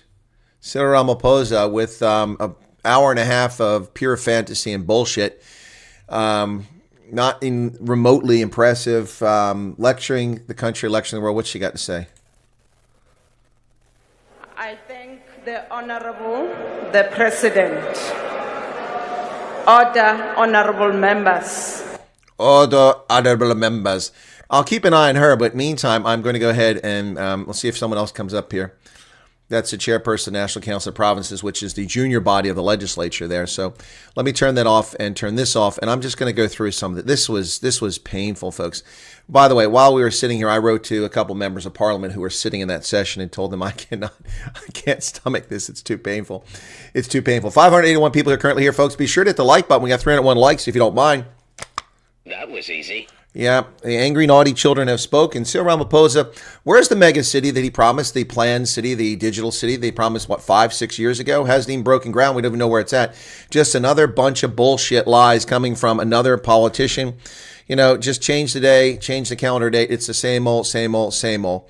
Oh, I've got Tylenol, man. Don't worry about it, Tom. Thank you. I get right back here. I've got that to deal with the nonsense from the caters, but I appreciate that. All right, let me get to the list of comments that came in on this, folks, before you all disappear, and give you analysis and some of my feedback about this. Let me also make sure she's still here. Yeah, she's still there. If another speaker comes up, I will, they give me some kind of award here. Was somebody getting an award? Members, just one announcement. As you would recall that earlier on, the changes were made with regards to the venue. Members are requested to join their spouse at the ICC. Dinner will be served and the beverages. Thank you very much. You can join your spouses at the International Convention Center in Cape Town. Dinner will be served at the International Convention Center. Dinner. Go enjoy your dinner. It will be having chicken licking and KFC. So they're walking out with the implements of state, all these colonialist imagery and nonsense that they always carry around. I mean, they hate colonizing. They hate the colonial powers. They blame for everything. But look at this. Look at the tools, the trades. They wear the mayoral rings around their neck and these little tools and sepulchres and all this stuff of the colonial era. They just love it, love it, love it. So we'll be serving pop and seswa. Yes, at the Dina at the International Convention Center, because that venue has changed. Well, let's see some of the nonsense that Cyril has told us about in this broadcast. Thank you all so far for the wonderful super chats. I appreciate that, for your patience, for sticking around. It's been interesting to say the very least. Let me get back to this here real quick. So he started off his speech by saying, "We will not be bullied." Let me be very clear, as he wanted to say, who's bullying South Africa? The extent of action from the U.S., and that was clearly a message fired at the United States. The extent of the United States' interaction with South Africa is Donald Trump has said that we were suspending international aid. That affected South Africa, but it had nothing to do with South Africa. It had to do with the entire world, not South Africa, for 90 days. And then he said that South Africa is doing very bad things, and we are not going to give any future aid to South Africa. Well, what's bullied there? It's our money. We didn't cut you out of a trade deal. You haven't been suspended from AGOA, but pay attention. Then you will be getting bullied. You're not being bullied now. You will not bully us into giving you money over white liberal guilt by simply calling us racist. Your racism will not be successful in convincing us to give you money. Those days are over. Those gravy days of white liberal guilt are over. Those days of apologizing for your skin color are over. Like Steve Biko said, you should have pride in who you are. That's right. Black consciousness. Well, there's some white folks getting consciousness too, and some Western governments getting some backbone now about handing money over to people who work against our interest. It is pathetic. It is unacceptable, and it will stop. It will stop. He talked about forging a common purpose. There's no common purpose here. It's a cater purpose to enrich the elites of the ANC. It's not for South Africans, not for black, not for white, not for brown. It's for caters. It's a cater common purpose. He talked about the West and the search for equality and solidarity, non-racialism, democracy, tolerance, compassion, co-equal rights for women, LGBTQ, ILA, MNZP, I don't know what else he said in that word salad of letters, and community and disabled folks. Well, I know some disabled folks in South Africa. Two of my viewers are here right now have some disabilities, and they're getting nothing from the government. There's no equality for them whatsoever. He talked about building the nation we want. Well, the nation he wants is a rapacious kleptocracy that provides for caters and enrichment of the likes of the black elite nouveau riche, not for South Africa. He briefly mentioned the 5-year medium-term plan, talking about 3 strategic priorities, being inclusive growth. What is inclusive growth? Well, it sounds good. Everybody gets to grow. But his concept of growth is kind of messed up. Also talked about job creation. And when he got to job creation, he talked about job opportunities. Job opportunities are a government stipend to get 6 weeks of training or something like that, and then you have no job. That is not a job opportunity. He kept talking about all the different jobs that have been created by these different schemes and different funds. Well, if all these hundreds of thousands of jobs actually existed and they weren't people on the government payroll, then the unemployment rate wouldn't be so high amongst the youth, 75%. Talked about inclusive growth, job creation, reducing poverty and tackling inflation. And then the final thing is capable ethical developmental state. Really? Your state is not developmental. It's far from ethical and is not even remotely capable. Then he talked about expanding the Public Service Commission. Well, good luck with that. And a graduate recruitment scheme. He blamed the municipalities, not the African National Congress. Notice how Cyril Ramaphosa, when he talked about service delivery that hadn't occurred, that resources that had not been delivered to South Africans, water and rubbish and electricity, he blamed it on the municipalities. The municipalities aren't capable. But the problem with that is that the current municipality structure is not from the National Party.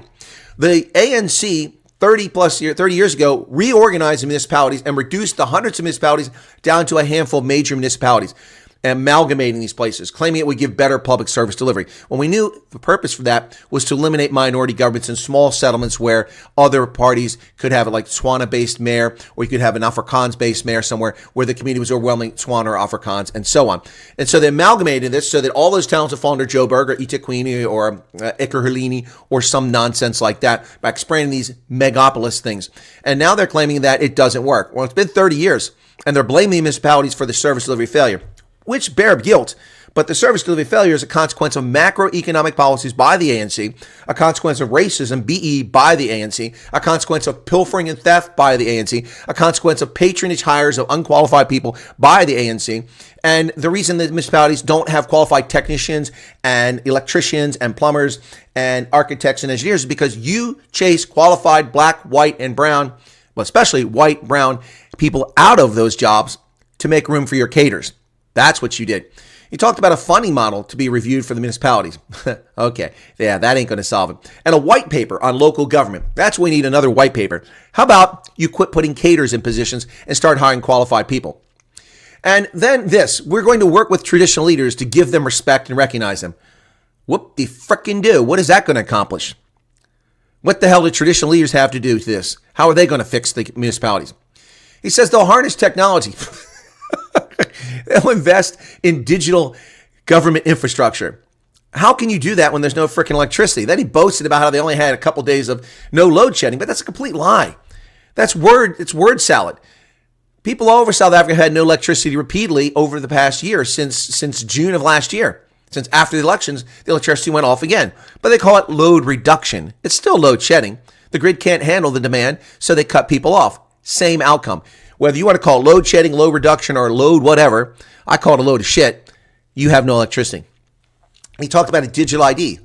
So this is a 21st century pass law. You have to carry an ID. I don't have to carry an ID.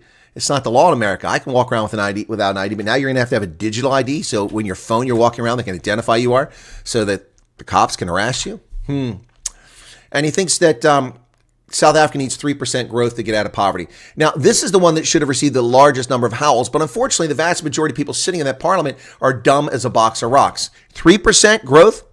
3% GDP growth to get you out of poverty. Do you know how many centuries you need at 3% growth to get out of poverty? South Africa needs now, it used to be 6.5%. They probably need 8.5% of annual GDP growth year after year in a sustained period of time for 15 to 20 years just to climb out of the current poverty.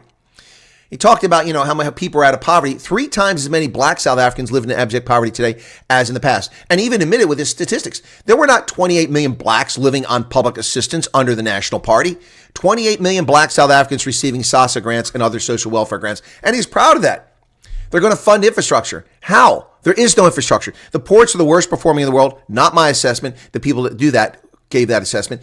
The rails are gone. They've been stripped. They've been ripped up. The ties are gone. The communications lines are gone.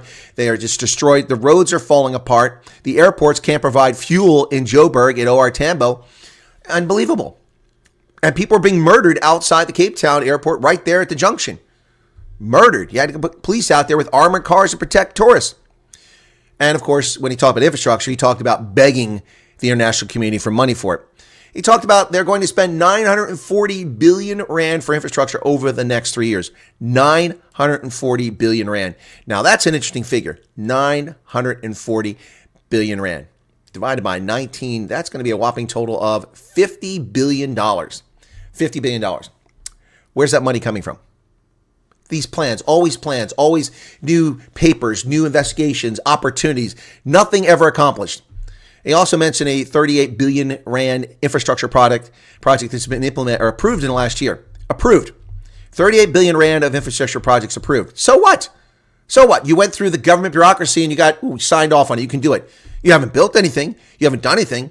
And of course, we're working with our international partners. Once again, that equals begging. He talked about the Northern Cape Harbor. There'll be a game changer, yet it still doesn't exist. It's still on the drawing board, hasn't been funded, and hasn't been built. He's been talking about that for 7 years. He also talked about removing obstacles to faster growth. I have the best way to remove obstacles to faster growth in South Africa. And I'll tell you that right now, ladies and gentlemen. Do you want to know how you do that? You get rid of the ANC. You remove them from power. You excise them from the body politic. And then you will have great opportunities for growth in South Africa. It's quite simple. Quite simple. And while you're there, you might as well take the Democratic Alliance with them because their fellow travelers are part and parcel of this nonsense. You notice how they politely sat there and never had anything to say despite... What the hell's going on here? Now, am I not online? Okay, I have a feeling I might not be online. I'm not getting to my YouTube studio. What's going on here? Folks, am I still online? If I'm online, please let me know because I can't access my stream. Oh, okay, thank you. Something's going on with YouTube. I don't know what's going on here. It won't load the... There it goes. There it goes. Finally loading it. Okay, wow, that was... YouTube had a little hiccup there. Thank you. Loud and clear. Okay, thanks. I mean, I got to keep track of whether we're actually here or not and see how many people are here. All right, so yeah. All right, back to where I was. Sorry about that. Northern Cape. He talked about removing obstacles, and he talked about the second wave of reform. What was the first wave of reform? And a new model to strengthen public entities. What does that mean? That's just gobbledygook. He said infrastructure fund has secured $23 billion for 7 water projects. So that's right. I forgot about that. There already is an infrastructure fund. So why are you creating another one? Now, one of my viewers called for a BDS movement on South Africa. That's the divestment movement like they have for Israel. He proudly spoke about a 300,000 backlog for visas and how they've been cleared. He talked about how Chinese, Indian, and Middle East tourists are just dying to come to South Africa. No, they're not. Black South Africans have been deprived of land and skills, and that's why I need to transform our economy. Only you've had power for 31 years, and all you've done is steal and undermine and destroy. The collapse of South Africa is all there for everyone to see. He also talked about a transformation fund of $20 billion a year for 5 years. That's a 3% tax that's going exclusively to fund black businesses. It's immoral. It's a violation of basic human rights, and it's unconstitutional. It's not non-racial. It's very racial. There's already a small medium enterprises business fund. Why do you need one specifically to benefit black businesses? Can they not qualify for small medium enterprise funds? And he said for far too long, folks have been relegated to the back rooms. Now, he's talking about women and disabled folks. But you've been running things for 31 years. So who's been relegated to the back room? That's a lifetime for many people. He wants to expand agricultural production by stealing land with expropriation without compensation and putting subsistence farmers on the land. And then probably the most entertaining of the entire speech is he talked about being a pot dealer. The tradition of our Eastern Cape folks who are always token up. Yeah, you got that. With people's, they put the saliva on the and then they share the and that's how we get COVID. Yeah, they want to be a pot dealer. So the ANC's path to prosperity is narcotizing the world by selling illicit drugs. Well, that's a plan. Talk about mining being the great supporter of the economy. It's declining in its importance significantly. A jobs boost fund. Another fund? We're creating another fund?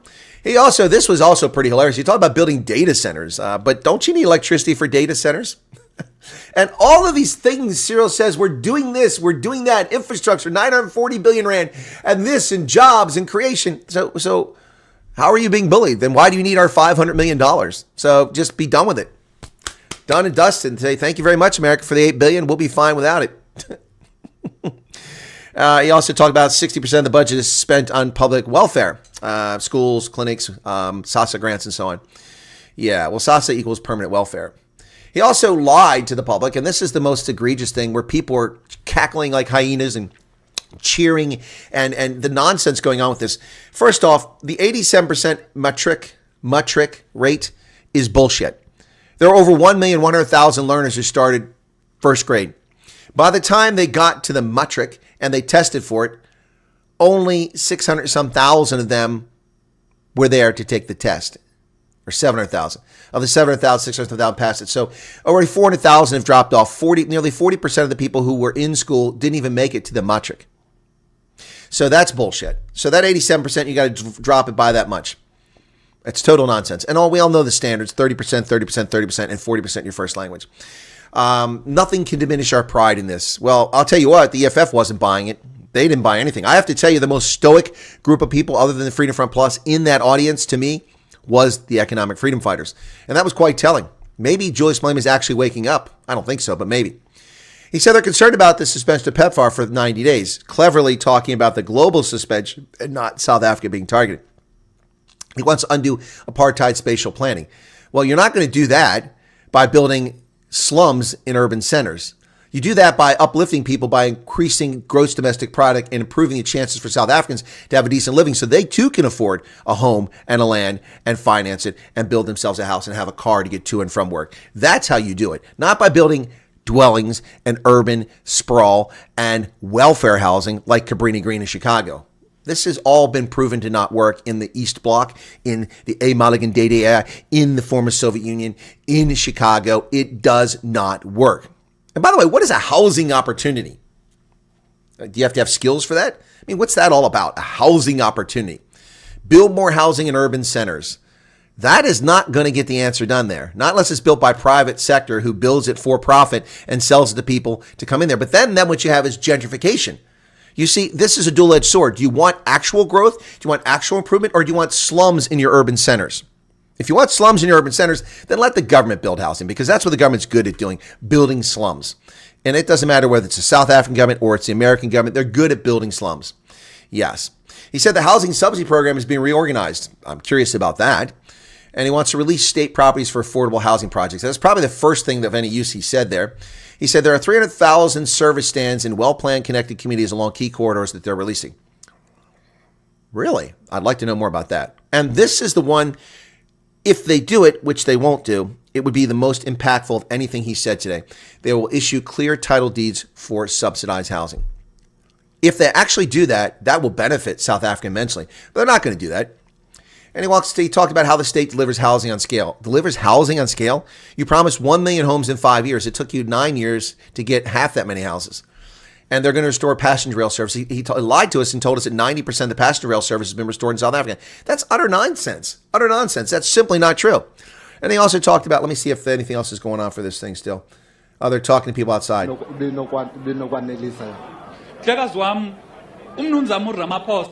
Yeah, I don't need to hear that. Okay, we'll go back to our broadcast. We'll go back to our broadcast. That's just a waste of time. Yeah, so back to my comments here. I took this down while we were going along here. He also said that crime And finally, members of parliament actually made noise and pushed back. And then probably the most useful period of this, other than the title deed comment, was at some point the well-trained caterers, the people who are going to give us artificial intelligence and data centers and the digital cities and the digital government, those people were unable to keep the microphone on, as Sir Ramaphosa's microphone was cut off for several seconds, during which most people were able to hear the most useful thing he had to say: nothing. And he talked about solving crime by going around and confiscating guns. No, you solve crime by going after criminals. So we had sound shedding there, folks, as one of the viewers said, sound shedding, audio shedding. Cyril aptly fits the description of a con artist in this State of the Nation address, which went on and on with lies, broken promises, and distortions of reality that would impress a wormhole. He kept talking about world class, but this guy has no class. Where's that megacity promised years ago? Now, the MK were playing tin soldiers dressed up in camouflage sitting in Parliament, and the economic freedom fighters were wearing their traditional janitor's jumpsuits. He also talked in a clear effort to piss off the United States about the illegal occupation of Palestine. He also lied and said that South Africa was instrumental in developing a framework for peace in Ukraine. The only thing they were instrumental in was lying about Polish authorities and calling them racist. Remember that? I haven't forgotten that. He said, we'll push for more reform for a more inclusive United Nations Security Council. Do you not get the whole point of Security Council? The reason we have 5 permanent members with veto power is that the more people you put in your clubhouse, the harder it is to reach consensus and agreement. It's pretty simple. That's why the United Nations does nothing. That's why the United Nations accomplishes nothing, because they cannot get consensus on things. The reason why the UN Security Council is limited to 5 members is that they can veto anything that is in danger to the world. Unfortunately, we allowed the Chinese communists to take over the Chinese seat from the Kuomintang in Taiwan, the island of Formosa, and, so we got China there. But the UN, that's why it doesn't work. The European Union doesn't work because 27 member countries have an equal voice. It's ridiculous. NATO doesn't work anymore because it's no longer led overwhelmingly by the United States. We're just passengers there under Biden, under Obama. We just went along for the ride instead of leading NATO like we did for decades, which ensured peace and security and tranquility across Europe. But as soon as the United States stepped out of that leadership role under Bill Clinton, what happens? Yugoslavia falls apart and 50,000 children are born from gang rape of Muslim women in Bosnia-Herzegovina alone. And that's just the tip of the iceberg. And then we've got Georgia, Azerbaijan, Nagorno-Karabakh, the whole list of stuff going on, Armenia, in the former Soviet republics, the oppression that takes place all on Europe's watch, while the Organization for Security and Cooperation in Europe did jack shit to end any of this stuff. So these bodies, the bigger they get, the less effective they are. The G7 was a very effective body that accomplished things that were in the benefit of the global economy, and every country benefited from it. But they expanded to the G20, and now it's just a bunch of nonsense. I mean, the BRICS countries are in it. Every BRICS country is in the G7. Why? Why? Brazil is run by an autocrat. We don't need that. Russia is run by a fascist totalitarian. We don't need that. China is run by a totalitarian communist state. We don't need that. India is a democracy, but it's a dysfunctional democracy. And South Africa is run by an autocratic, totalitarian, fascist party. So full of racists. Why should we care about that being in the G7? It's utter nonsense. So he went on, after lying about how they're instrumental in developing a framework for peace. There's no peace in Ukraine. He said they'll push for more inclusive UN Security Council. But then he said, we need to explain to our trading partners with a view to explain the positions we've taken. We know your positions. You stood up for Gaza, but not for the Rohingya in Myanmar, not for the Uyghurs in China, not for black Africans in Darfur, not for the Hutu and Tutsi slaughtered in Rwanda. You didn't stand up for any of those people. You didn't stand up for anybody. So you're full of crap. You're selective. And the reason you're selective is because, like your fellow friends in Hamas, the terrorist group, you like the journey during the Cold War. And you're sticking with your friends in Cuba, Moscow, Tehran, Beijing, and Hamas, rather than sticking with the world. You talk a good game, your constitution looks lovely, but your actions are contrary and betray your true feelings, ANC. That's the bottom line. So, delegation, you're going to send a delegation of government and other leaders to various capitals to interact with key players on a variety of matters that affect South Africa's interest. So you're going to go lecture to the world about explaining what it is you're doing? It ain't going to work, buddy. And who's going to go do that? Ronnie Lamola? He talked about for the national dialogue. This is some bullshit that the ANC talks about, their ANC renewal and a national dialogue. What national dialogue? You signed the expropriation without compensation bill into law on December 20th, purportedly, and then hid that fact for 35 days. What kind of dialogue is that? Now, why would the U.S. go to the G20 to be lectured by this pack of wolves?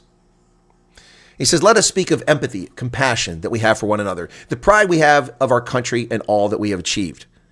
An era of growth, progress, and transformation.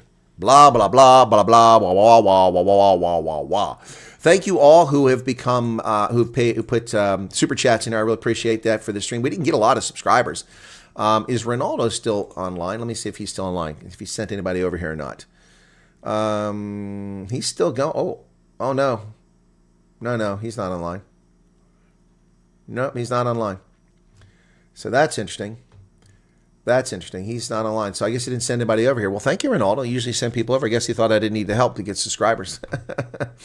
All right. So let me get back to the chat here and get some of the recent stuff that came in here.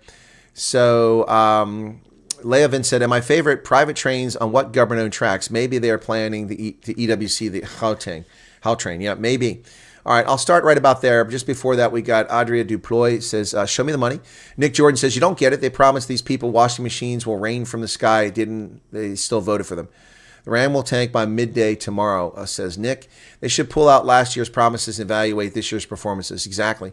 Where the fuck does all that budget moolah come from? Exactly, Val. Stephanie says, I worked. I'm 63. Now I want to relax, but this country creates stress. Erica said, look, I'm a pro-Daga smoker. I don't smoke. Karen von Vike, Sona finished, and we are still using a penny. No electricity since this morning. Good Lord.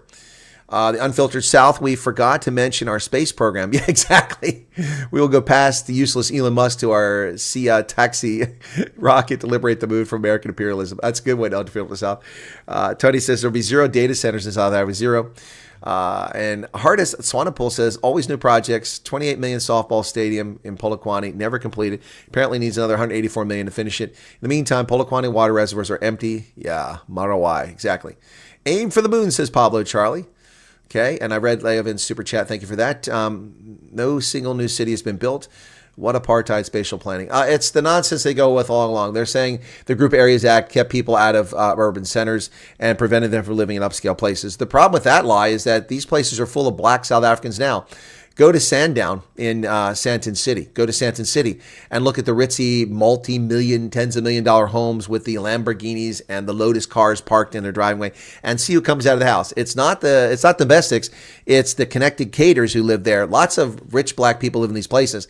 It has nothing to do with apartheid spatial planning. It has everything to do with money. The people with money live where they're comfortable. Black middle class live where they're comfortable. There is no apartheid spatial planning. This is a lie to distort the truth. People live where they can afford. I don't live. There's a development located about 5 kilometers from my house. There are 1.5 and 2.5 million dollar houses. It's beautiful. You turn down this street. It's got a wide street with wide grass banks and trees along it. Fences on one side. You go down, there's houses on this side. Most of them are very nice houses going down through a rural bucolic countryside. On the left-hand side, it goes up in a slight hill rise, and you have a house here and a house there. We're talking houses with 9 and 10 bedrooms and a pool and a deck and all this stuff. I'd love to have one of those, but I don't have $2 million to buy a house. So I live in this piddly little place here in a smaller development. Yeah. So I'm not prevented from going there because I'm not black or not white or not Christian or not Muslim. I'm prevented from going there because of good financial sense and the fact that I'm not wealthy to live there. That's the bottom line. And that's not apartheid spatial planning. That's economic reality. And so they will continue to beat this drum and attack this nonsense, lying about what's going on. Yep. Zero infrastructure for anything in South Africa. Yep. RDP houses. Yep. Shar. Have you seen the bill that was passed for the state to control what can and can't be farmed on lands? Yeah, I haven't seen the bill, but I understand there is a bill to limit what land can be used for. Yeah, RDP houses are very small. The most groveling of DA traders said, ooh, there you go. Look, guys, what none of you realize that Cyril has an orchard of money trees at Pala Pala. Fairness is actual homes. Urban centers are already slums. Yep.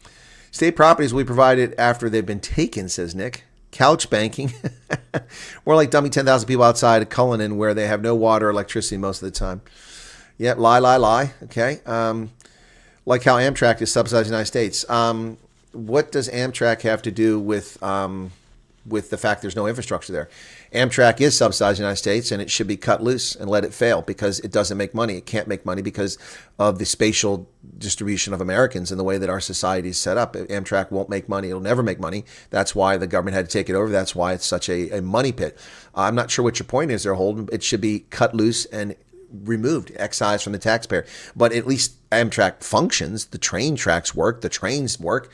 I've been on Amtrak. I've taken Amtrak from Harrisburg to Philadelphia, from D.C. to New York, from New York to Harrisburg. I've taken it from Iowa all the way over to Washington State and back. So anyway. Jeffrey Sachs. Jeffrey Sachs is not a winner. He's a lunatic who thinks that if everybody just gave $2, we could end world poverty because he doesn't understand the human condition. He's just an economist and understands zeros and ones. Markets, I don't think the markets even pay attention. This is more of the same stuff. It would not surprise me a squirrel and all those pictures featuring cities up on his walls. Probably. He was just talking to make the nation feel comfortable with what his lies and promises again. Yep. Sound shedding. Got the bullshit out of Ramaphosa. Buses get torched. They will just torch trains if trains get in the way. Yeah, they've done that before. Stephanie says, definitely, Chris, you cannot create world class when you don't have any class. Exactly. Unfiltered South, Holden Caulfield, Armageddon says this whole thing is other countries aren't going to invest in South Africa. No, we're not. He's actually, investors are taking notice. We are taking notice, and it's not the place to invest. Cyril is feeding the open mouth beggar chicks everything they want to hear. Yep. We must leave the UN, EU, NATO, and WHO, says the boiling frog. Well, the United States has left WHO. The ANC implement the expropriate tax to get their hands on the state pension fund. George, that's what I said. Watch my videos. Unfortunately, the head of momentum we had is dying off, and it looks like our great surge there is going to not get much further here. So, yep. We've actually gained, I think, close to 9,000 or 10,000 subscribers while we had this surge, but it would have been nice if we could have got to 100,000. There's my email address. Someone's asking for title deed for RDP House has zero value. No, I disagree. It's a piece of land. It's a physical structure. It does have some value for a bank. A bank could loan you money based on that as collateral, and they could confiscate it and do something with the land. So it doesn't have no value. The DA is live on YouTube. The DA is on YouTube. What are they saying? Okay, hang on. I just saw that now. Sorry. The DA. Okay. There it is. Okay, let's see the reaction. Here we go. I got an advert. Thank you for that. So we'll hear what John Steenhuisen has to say. Thank you for hanging around. To them what the GNU is doing to deal with any misconceptions that may have arisen, and it's very misconceptions. Clear from some recent tweets that there are some misconceptions about South Africa. No, there aren't. Sit across from the table and find common ground. I think that every crisis presents an opportunity, and this is a crisis, and we mustn't waste this crisis and turn it around into a position where we'll be able to solidify our relationship with America. We can't wave America away. 71% of our foreign direct investment comes from America and Europe. 71%. We can't simply pretend that their market doesn't exist. They're the largest economy. They're important for us for agriculture, manufactured goods, vehicles. We can't just wave them away. Let's sit around a table with them, explain to them what we're doing, clarify any misconceptions, and see how we can work to firm up the relationship. We've got a G20 this year. They're due to take over the G20 from us. It means we have to work together. The G20 is not a South African creation. It is a multilateral forum. And I think it's an American creation. If America is not participating in that G20, and I'd very much like to see them here for the G20 so that they will have the voice at the table. We'll be there. It just won't be eventually Rubio. Take the work of this G20 forward in their G20 as well, just as we've taken the work forward from previous G20s into ours. And so Winston Churchill always said, jaw is better than a war, and we need to get over there now and start speaking to our allies and trying to reaffirm these bonds in a way. Look, we're never going to agree on everything. We will disagree on some things America does. They will disagree with some things we do. But we need to have a forum where we can have honest conversations with each other. And I think that's where the problem has set in over the last few years. And I think we're talking past each other. And I think the sooner we get around a table to discuss these matters, I think the better it's going to be for both America and South Africa. They're strategically important for us, but we're also strategically important from a minerals perspective, but also from our position in Africa. And I think that it's important that we repair those relationships as quickly as possible. Thank you. All right, so that's bullshit. We caught the end of that. Thank you for the heads up. John Steenhuisen is smoking his socks. South Africa is not strategically important to the United States, not even by a remote stretch of anything here. Those days disappeared in the 1970s, 1980s. When the Cold War ended, we didn't need that stuff. There are no misconceptions. We understand Section 25 of your Constitution. We understand Section 5 of the expropriation without compensation law. We also understand that this is a political tool to cow political opposition. We also understand that the DA, despite having spent years railing against Bella, against NHI, against expropriation with compensation, saying this is a line in the sand, it is a red line we will not tolerate, have gone into the government of self-aggrandizement, self-enrichment, and craven political power with the ANC, claiming that they can make things better by being inside the government. But what is happening? The government of national unity keeps passing national democratic revolution milestones. Bella, expropriation without compensation, and NHI all going to be implemented on the DA's watch. You're part and parcel of this. There are no misconceptions here, Mr. Steenhuisen. We understand what's going on. And shame on you to try to mislead people by lying about it, talking about space or just, sequencing events and there is compensation. There is no compensation. The government controls all the levers. They make all the decisions. They appoint the courts. They appoint the judges. They appoint the arbitrators. They decide what they're going to pay you. They decide which farms are going to be appropriated, and they lie about what the public purpose is. This is a disaster of epic proportions, and you are going to drive South Africa into the abyss along with the ANC. Shame on you. Shame on you. Shame on you. All right. Matt says, screw the DA. Monolithic Athos says, what kind of imports do you get from South Africa? Wine, fruits and vegetables, BMW parts from Port Elizabeth, and minerals. $430 million a year in minerals. The two-way trade between the United States and South Africa it fluctuates. Last year, it was like $18 billion. Usually it's around $20 billion per year. Until 2014, the United States had long been the largest trading partner with South Africa historically throughout its history.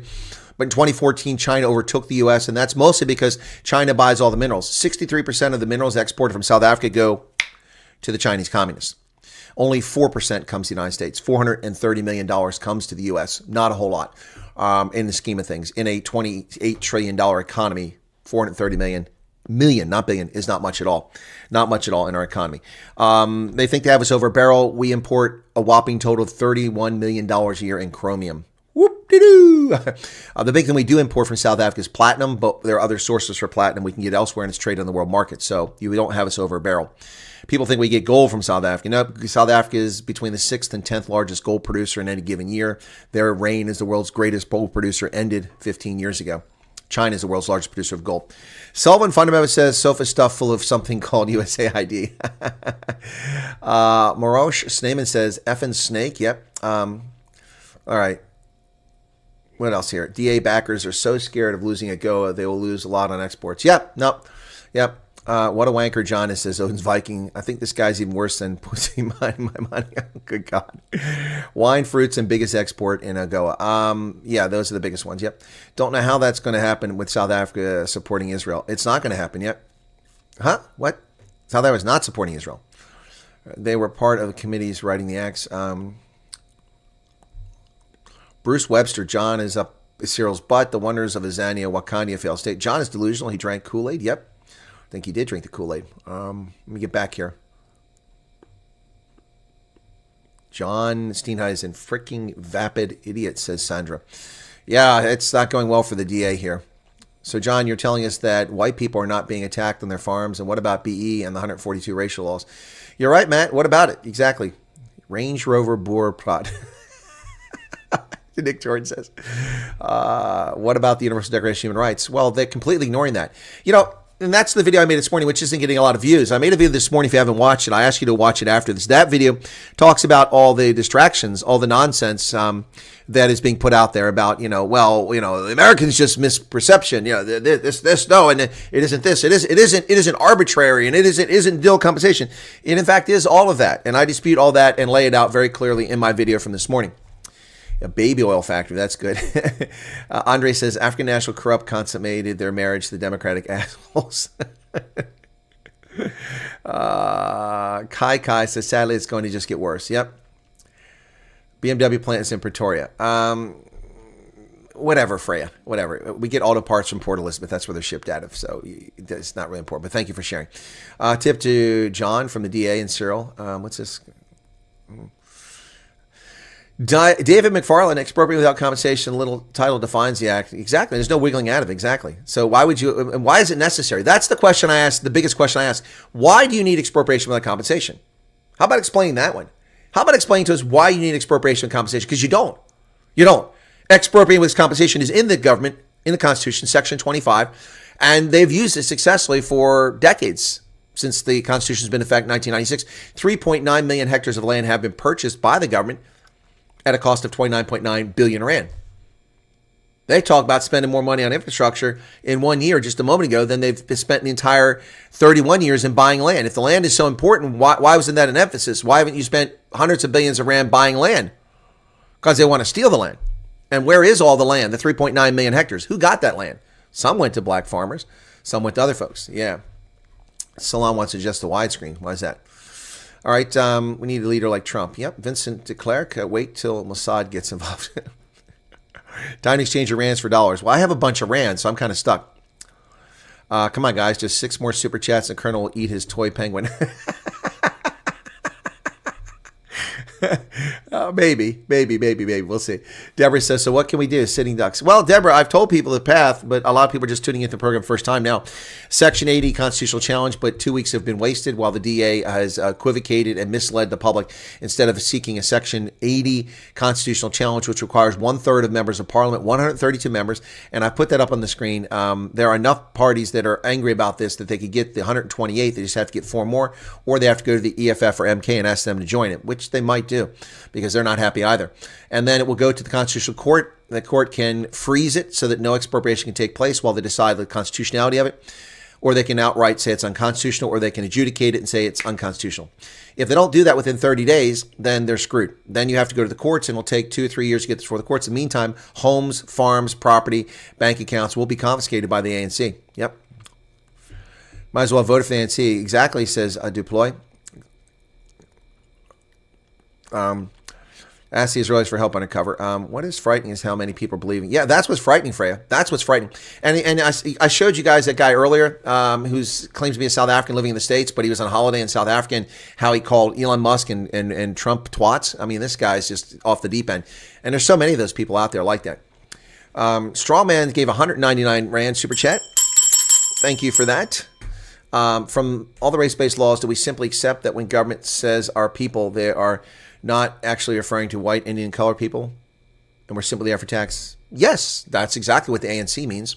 Exactly. Remember, Ramaphosa has been called a couple times saying, our 50 million people, when the country had 63 million. Our 50 million people.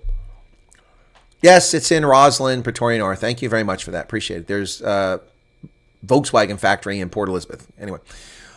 Sandy Bullers, why doesn't the DA explain to his voters what he so expectantly wants to explain to our allies? He is really a cat. Thank you for all you're doing for us. You're welcome, Sandy. Put your money where your mouth is for once. Yep, exactly. Okay. So we've established the BMW factories in Pretoria North. Okay, got it. Thank you for that. Okay. Hang on. Oh, there's Sean Fulshank. Sean, I wonder where you've been. Cameron says, I noticed your videos do not show up on my feed. I have to go and search for them. See, it's already started. It's already started. They already started. The shadow banning has come back. Wow, look at that. For the past week or 10 days, my videos have been showing up on people's feeds, and they've been telling me it's showing feed. Now you're telling me it's not showing up on your feed, and you're a subscriber. See, it's already starting. I noticed last night the number of subscribers we gained was about 1/3 of what we've been getting every day for the past week. And also that my videos have trailed off. Instead of getting 50 to 100,000 views, I'm down to 14 to 20,000 views. And the last 2 I did, I got just 8,000 views on the DA Blue Fog one. And the Apologist for Expropriation has just 2,700. So it looks like the censorship platform has put its thumb back down on me, or the algorithm has shifted against me. So Cameron, what you have to do is join one of the WhatsApp or Telegram groups. Every video is posted in there. Also, you can join the Twitter group, Making South Africa Great. We've started that one. I'll start putting all my videos in there. Let me go see if anybody wants to join that. In just a day or so, we already had 100+ people who asked to join it. You have to apply to join it. So Let me see. Why is it not showing up here? I'm trying to see the, where's the darn, for some reason it's not showing up properly here. I hate this. You know, sometimes you can find what you're looking for, sometimes you can't. Okay, there it is. Now, there we go. I had to go there that way. All right, so let me go and see. Members. Oh, there's nobody asking to join. We have 134 members. I think that maybe, because I think we had 123 last night. I think that maybe Hendo is taking care of that now because he's set up as a moderator. But you can join the Making South Africa Great Twitter X account community, and there you'll get all the videos posted. So you won't miss my videos if you do one of those things. But thank you, Cameron, for mentioning that. It also explains why things have dropped. That's why I said I have to ride the wave while I can, because it's going to happen. It's going to slide right back to where we were before. DA is now claiming that whites don't get attacked on farms. Really? Where did they say that? I didn't see that. It's Bob Marley's birthday. Okay, cool. He's gone. Charmaine says, have you heard about the get-together in 15 February in front of the American Embassy? I've not heard about that. That's news to me. 15 February. So what? They're going to go and demand that we give them our money? That's comical.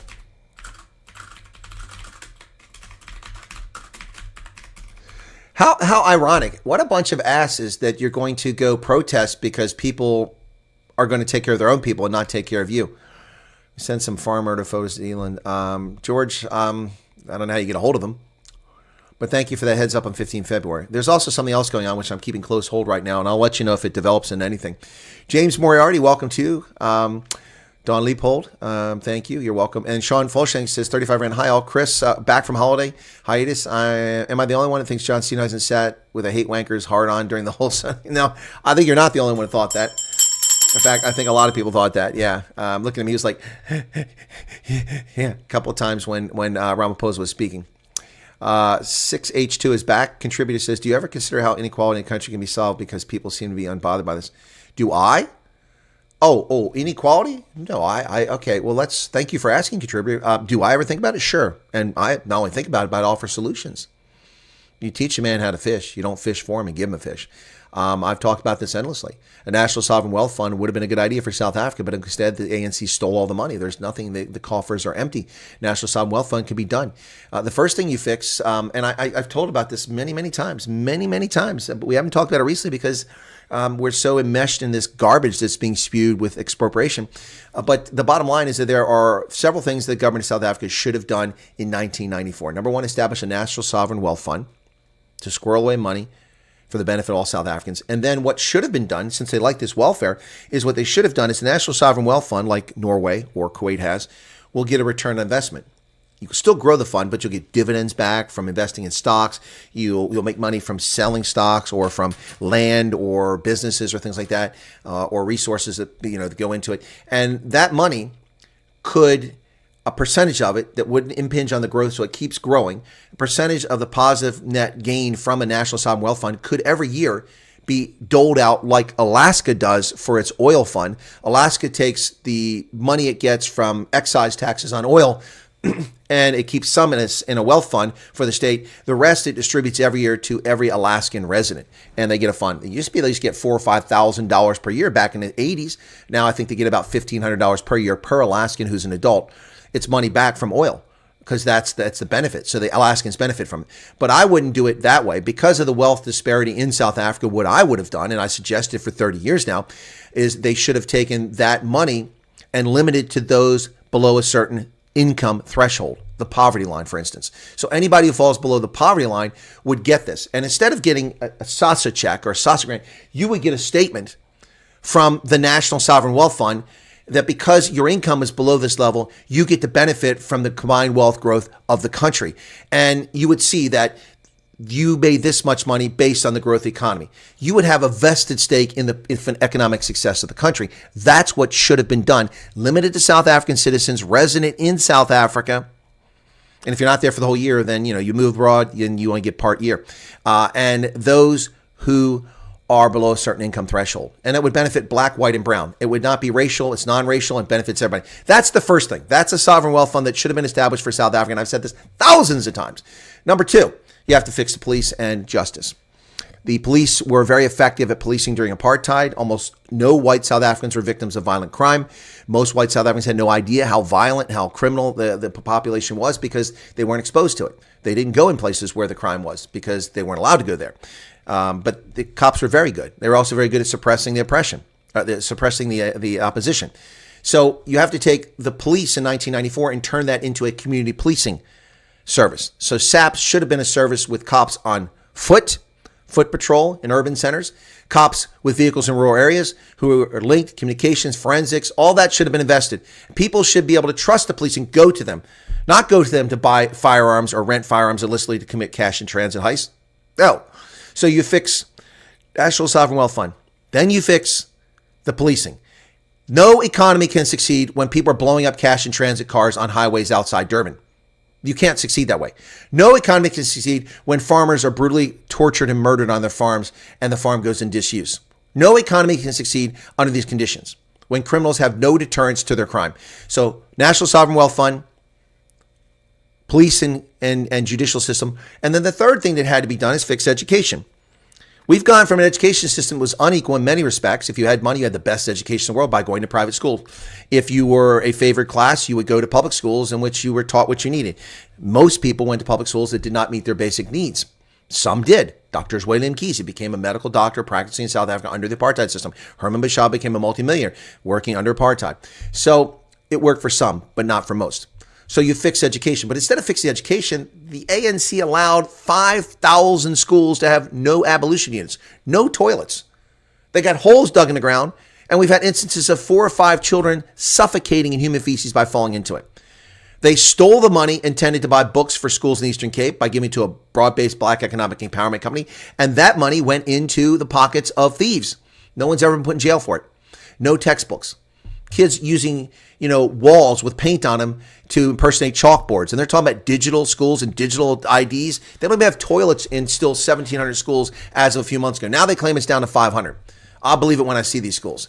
So you fix National Sovereign Wealth Fund, you fix policing and justice, and you fix education. Instead, that's all gone to shit. No National Sovereign Wealth Fund, all that money pissed down the drain. And you say, Chris, but where would the money have come from? Very simple. I disagree with the approach, but the ANC shook down the so-called white monopoly capital. They took equity stakes. Instead of taking those equity stakes and giving them to the likes of Tokyo Sexwale, Cyril Ramaphosa, Patrice Motsepe, they should have taken those equity stakes and put them in the National Sovereign Wealth Fund. So then the shares from Sanlam and Old Mutual and Edgar's, they're in there, would generate wealth that would go back into the economy instead of in the pockets of the black nouveau riche. That's how you do it. So contributor, I'm about solutions. The problem is you got to listen to my content and you've got to follow me long enough to understand that we talk about this over and over. But that will never happen because the ANC doesn't care about black South Africans. You are tools for them, just like gays and Hispanics and lesbians and whatever in America. Tools for the political left. They use you and they discard you the moment you speak and go off the reservation. So there's solutions right there. I talk about solutions. I'm all about solutions. And notice that my audience dropped by 100 when I gave solutions. Nobody wants solutions. They want outrage. Vote Freedom Front Plus from now on, says Pablo Charlie from the Netherlands. What proof is there that the ANC is truthful? None. My question, whoops, G. Sawyer. God bless it. It jumped again on me. Sorry. What is the outcry about USAID? Deep state shitting their pants as Democrat corruption will be exposed. Yep. The male Jody Taylor's back. Welcome. You can only have this fun when you have surplus money. No, not Vaughn Hansa. No, not true. Vaughn ZA. I just explained to you how you can have fun like that. The ANC illegitimately, immorally shook down these big corporations for equity stakes to let them keep practicing business the way they were practicing business. And they willingly gave it up. Well, if they're willing to give up the equity in those companies or issue new stock, put it in a National Sovereign Wealth Fund. Yep. The 15th February was for people to appeal to Donald Trump for his help in South Africa and show appreciation. Okay, well then that's good, Bruce. That's interesting. But it ain't going to work. Yes, I agree below a certain amount. Oh, you agree with me. No, AfriForum is going to protest. Oh, okay. Didn't know that. That's amazing. Alaska. Oh, yeah, Debbie, every year. Let me take a look and see. Alaska ALASK oil payouts. Payments 2023. Here we go. The Alaska Permanent Fund dividend was I said 1,400, didn't I? $1,312 per recipient. It's a dividend paid to Alaska residents from the state's oil and mineral royalties. The legislature sets the amount each year through budget negotiations. Yep. You can apply online or by mail. Yep. If you apply online, request deposit, it will be direct deposit to your bank account. Yep. The permanent fund was 20. Yeah, exactly. There you go. There you go. So, there was a bonus in 2024, a one-time bonus. Yeah, Alaska Permanent Fund is a constitutionally established permanent fund managed by the state-owned corporation, the Alaska Permanent Fund Corporation, established in 1976.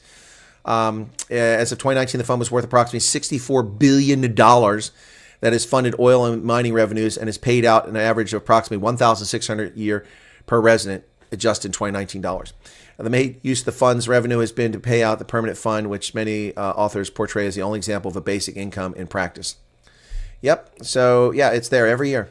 Every year. Mm-hmm. Yep. So it hit in 2022, it was $3,200. And the other peaks were 2,100, 2,100, 2,100. Yeah. So, yep. 1982 is when it started paying out. So the dividend was $1,000 in 1982. Today, that would be $3,157 in inflation-adjusted dollars. It dropped in 1992 to a decade later to just $915. That's the lowest point it's ever been. But even today, then adjusted, that'd be $2,000. Yep. So there you go. Yep. The Alaska Permanent Fund. Yeah. That's what you do. That's how you do this stuff, folks. That's how you do it. It's not that hard to do. So here's another way you could do it in South Africa.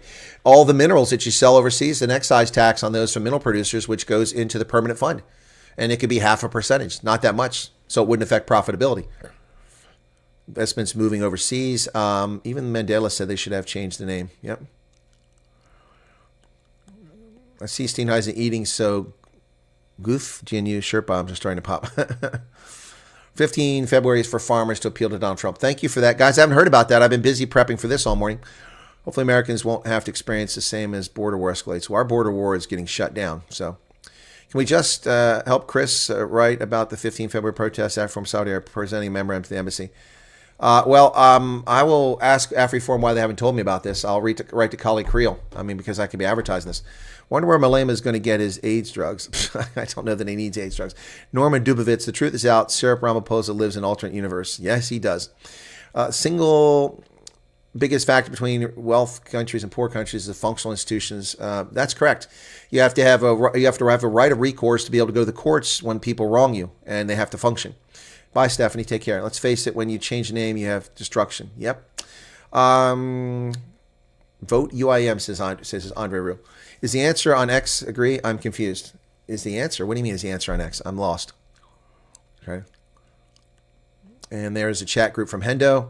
See that, okay, I have an audit, an aunt in Alaska. Okay.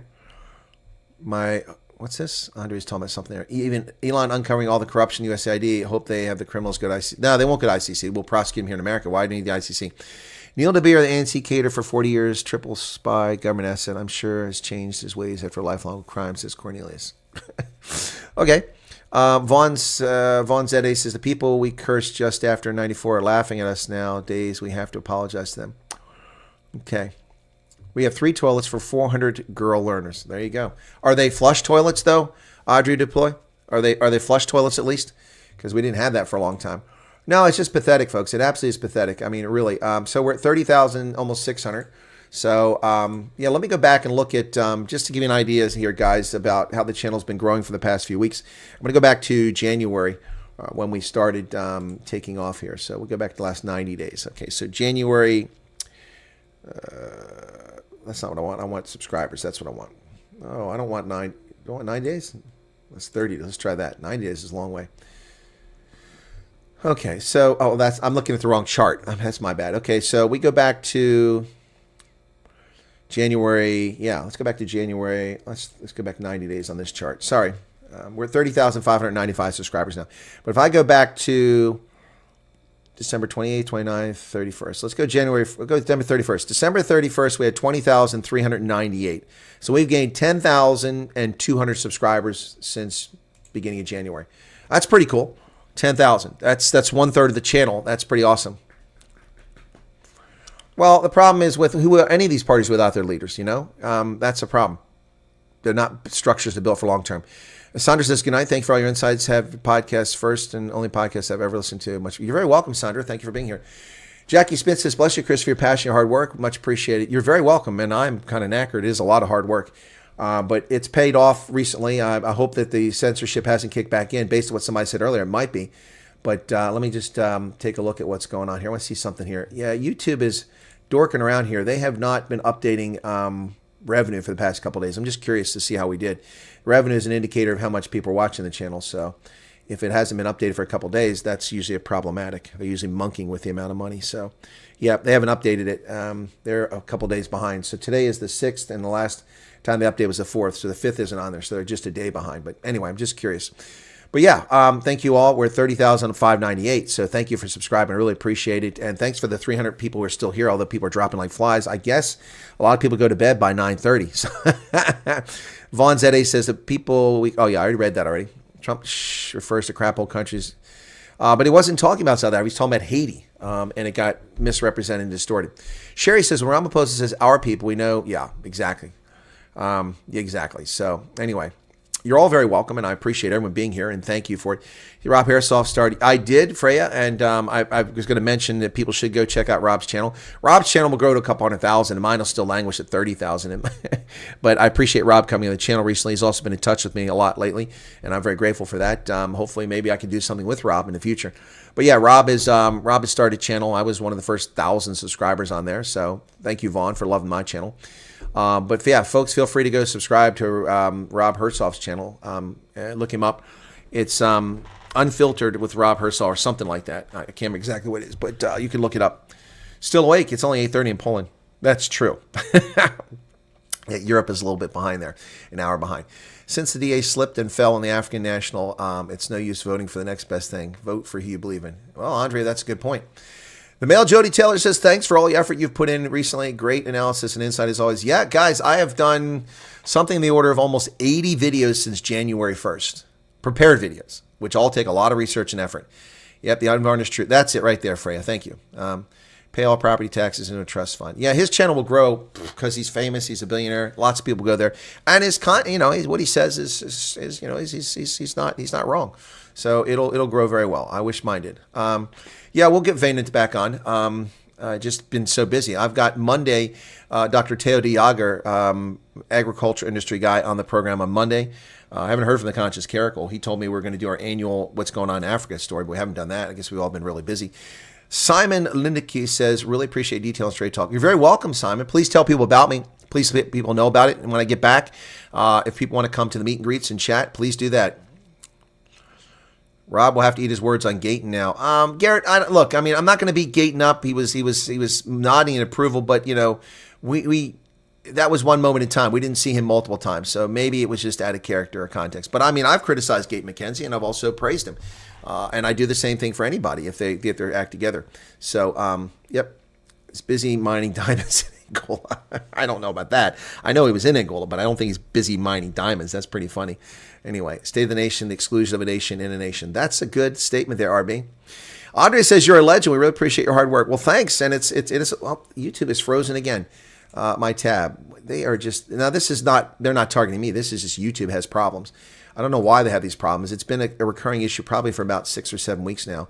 So let me go back and take a look and see. We've been at this for almost 3 hours. My goodness. Yeah, we're down to 295. So I hadn't seen this updated for a while. So yeah, there we go. All right. 501 likes and some good super chat revenue. Thank you all for that. That'll make up for the lost ad revenue since we have fewer views today. Gate McKenzie's trying to be a dictator. He says Trump is his idol. I don't know about that. I haven't seen that anywhere. All right, guys. So what are your thoughts? I mean, I didn't put a poll up because the polls, are they working properly here? Let me see. Let me do a poll for those who are still here. Yeah, this one let me do it. I don't know. The other one will let me add an option. So the Sona was S-O-N-A was brilliant. Brilliant. God bless my typos. Brilliant was a nothing burger.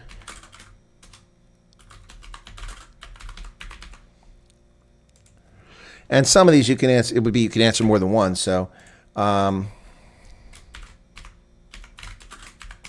right, there you go. There's a poll, folks. The SONA, the State of the Nation address today, was brilliant, a nothing burger, or racist BS. Here's your chance to vote. Still 284 people here. Get your vote in. Let's see what the poll says. Richard says, thanks, Colonel. Tried to register my company 4 times. May as well forget about it. Yeah, exactly. You got to give half your equity away to register your company. Yes, exactly. So that's just racist BS right there. Whoa, 42 votes already. That was quick. Sona was a sack of cock. Sean remembers that, my hashtag sack of cock. Got that mug here somewhere. I got to dig it out. I was talking about it yesterday. Yeah, anyway, so... Ramaphosa spouting talking points from 4 years ago. Exactly. He's not reading the room. And, you know, and either is John Steenhuisen. John Steenhuisen speaking after it saying that, well, we just have to talk to the Americans, you know, the misperceptions. Dude, there's no misperception. I'm sorry, is Bella not reality? Did you not take the authority away from local school boards? Did you not dictate that English be the medium language of instruction? Did you not criminalize parents for truant school children? Yeah, you did all that. That was also a red line for the DA, and you did nothing about it. I mean, you know, Siviwe Garuba not showing up at the signing is not exactly a genuine effort to stop Bella. So Bella's reality. Expropriation without compensation is the law of the land now. Did you not draw a red line and say no expropriation? We are not. Oh, but it is the law of the land now, John. Yes, what misconceptions? There is no arbitrary confiscation of land. Well, no one claimed there was, but in fact, there is arbitrary confiscation of land because the government will say, we're going to take your land in the public interest for a public purpose. Well, what are you going to pay me? Well, we'll give you R1,000,000. Yeah, but it's a game farm. It's worth 10 million rand. I'm not going to take that. Well, we're going to send you to court. Send you to court. You go to court. Guess what? Court decides against you. Why? Because the court is an organ of the state. It's appointed by the state. They owe their bread and butter to the state. They will decide in favor of the state. Or, okay, so they send it to an arbitrator. Who appoints the arbitrator? The state. Who pays the arbitrator? The state. Who are they going to answer to? The state. So you lose your land. That is arbitrary seizure. And they can just make up whatever the public purpose is. That's up to them. So don't give me this nonsense that we have misconceptions there, John Steenhuisen. You're going to tell me that the United States misunderstood that the ANC, after visiting Tehran, came back to South Africa and then filed a bogus genocide case against Israel in the International Court of Justice? Are you going to deny, John Steenhuisen, that we misunderstand that Cyril Ramaphosa just said that Israel is an illegal occupier when they're not even in Gaza? What a crock of shit. I'm so sick of this nonsense. Israel left Gaza in 2005. They forcibly removed 9,000 Israeli citizens, most of whom were Jews, but not exclusively. 9,000 Israeli citizens, including Muslims and some Christians, but mostly Jews, from 25 settlements. Many of those people had lived in Gaza since time immemorial, their families. But they were removed because Israeli citizens, not Palestinians. Forcible expulsion. Genocide? Is that genocide? That was a peace agreement. So if Donald Trump wants a peace agreement that gets the Palestinians out of Gaza, that's not genocide. That's a peace agreement. Yeah. So, John, did we misunderstand that? Did we misunderstand all of the 142 race laws that discriminate against South Africans? Why are you part of a government that perpetuates and inculcates and reinforces racial discrimination, John Steenhuisen and the Democratic Alliance? That's not pro or anti the DA. It's a simple question. But you're telling us you're working inside the government of national unity to prevent this. But it's all falling into place. The National Democratic Revolution is all for people to see. Seriously? So we never cared about LGBT stuff in South Africa. No one cares about clean energy and when we have load shedding. Exactly. Sounds like Akalan. 3% says the Sona was brilliant. I think those are people that are pulling your leg. Patriot says, Pablo playing with fire, my friend. Nothing wrong with Vaynitz. What did Pablo say about Vaynitz? Okay, hang on. What did Pablo say about Vaynitz? Don't trust the DA. See, with such a long name, it's hard to find Rob's channel. Simplicity is excellence, okay? I don't know what he said. I don't know what he said. George Peterson, you should interview someone from Irania. George Peterson, dude, I have interviewed Irania. Oh, my goodness. Man, I tell you, it's frustrating. It's frustrating. Frustrating. Okay. That's not where it's at. Special feature with Jus Stratum of Oranje, November 8th, 2021. And I've done multiple videos on Oranje talking about it. I have. People been needling me about going to Oranje for my last several trips, but it's in the middle of nowhere. If I knew a billionaire that would fly me out there, I'd go. That way I don't lose 3 days going there and back. But yeah, George Peterson, I have talked to Oranje. I have accurately reported Oranje. But with the censorship on my channel, I get 1,000 views on my Oranje videos. In fact, let me go look at that. Let me see how many views. Whereas people that know nothing about it from the UK come down there with their silly little British accents and go, oh, the whites only town. We went there and they told us it wasn't just for whites. But look, it's only white people. 500,000 views. Give me a fucking break. Unbelievable. Perpetuating stereotypes. So I got Oranje, the obsession over whites only town from July. Black UK filmmaker traumatized by his stay in Oranje. Got that one too. Yep. So that's March 26th of 2024. That video has, how many views? 13,000 views. And they all came that first day. 13,000 views and it died. That one. Yeah, I've talked about Oranje and I've no use Stratum. I've met him in person at the AfriForum Theater in Pretoria. Yeah. So, but thank you for that suggestion. I plan to interview someone from Oranje when I go there. How about putting a military port in Gaza? There you go. That's an idea. Bossy Bosman. Oh, did I turn that back on? The alert box, is it off? Sorry, the alert box is back on now. Bossy Bosman, thank you for becoming a member. This salute to you. Appreciate that. Pablo cracked a joke. Oh, okay. I just dismissed it. Yeah. So it's a joke. Relax, guys. Don't get too thin under skin. Vayner wouldn't get upset by that. Took the time to watch all Chris's videos available on the channel so far back as available. Well, Freya, that's a lot of videos. On this channel, I have, how many videos does it say I have? Your channel. Hang on a second here. It probably says about 1,200, but I'm sure it's more than that. Let me see. It says I have 2,400 videos on here, but that's a lot of live streams. So prepare videos. Maybe that's what you watched. But yeah, I've got a lot of videos. And I had done 1,600 videos on the old channel before it was censored. So yeah, it's a lot. A lot. Okay.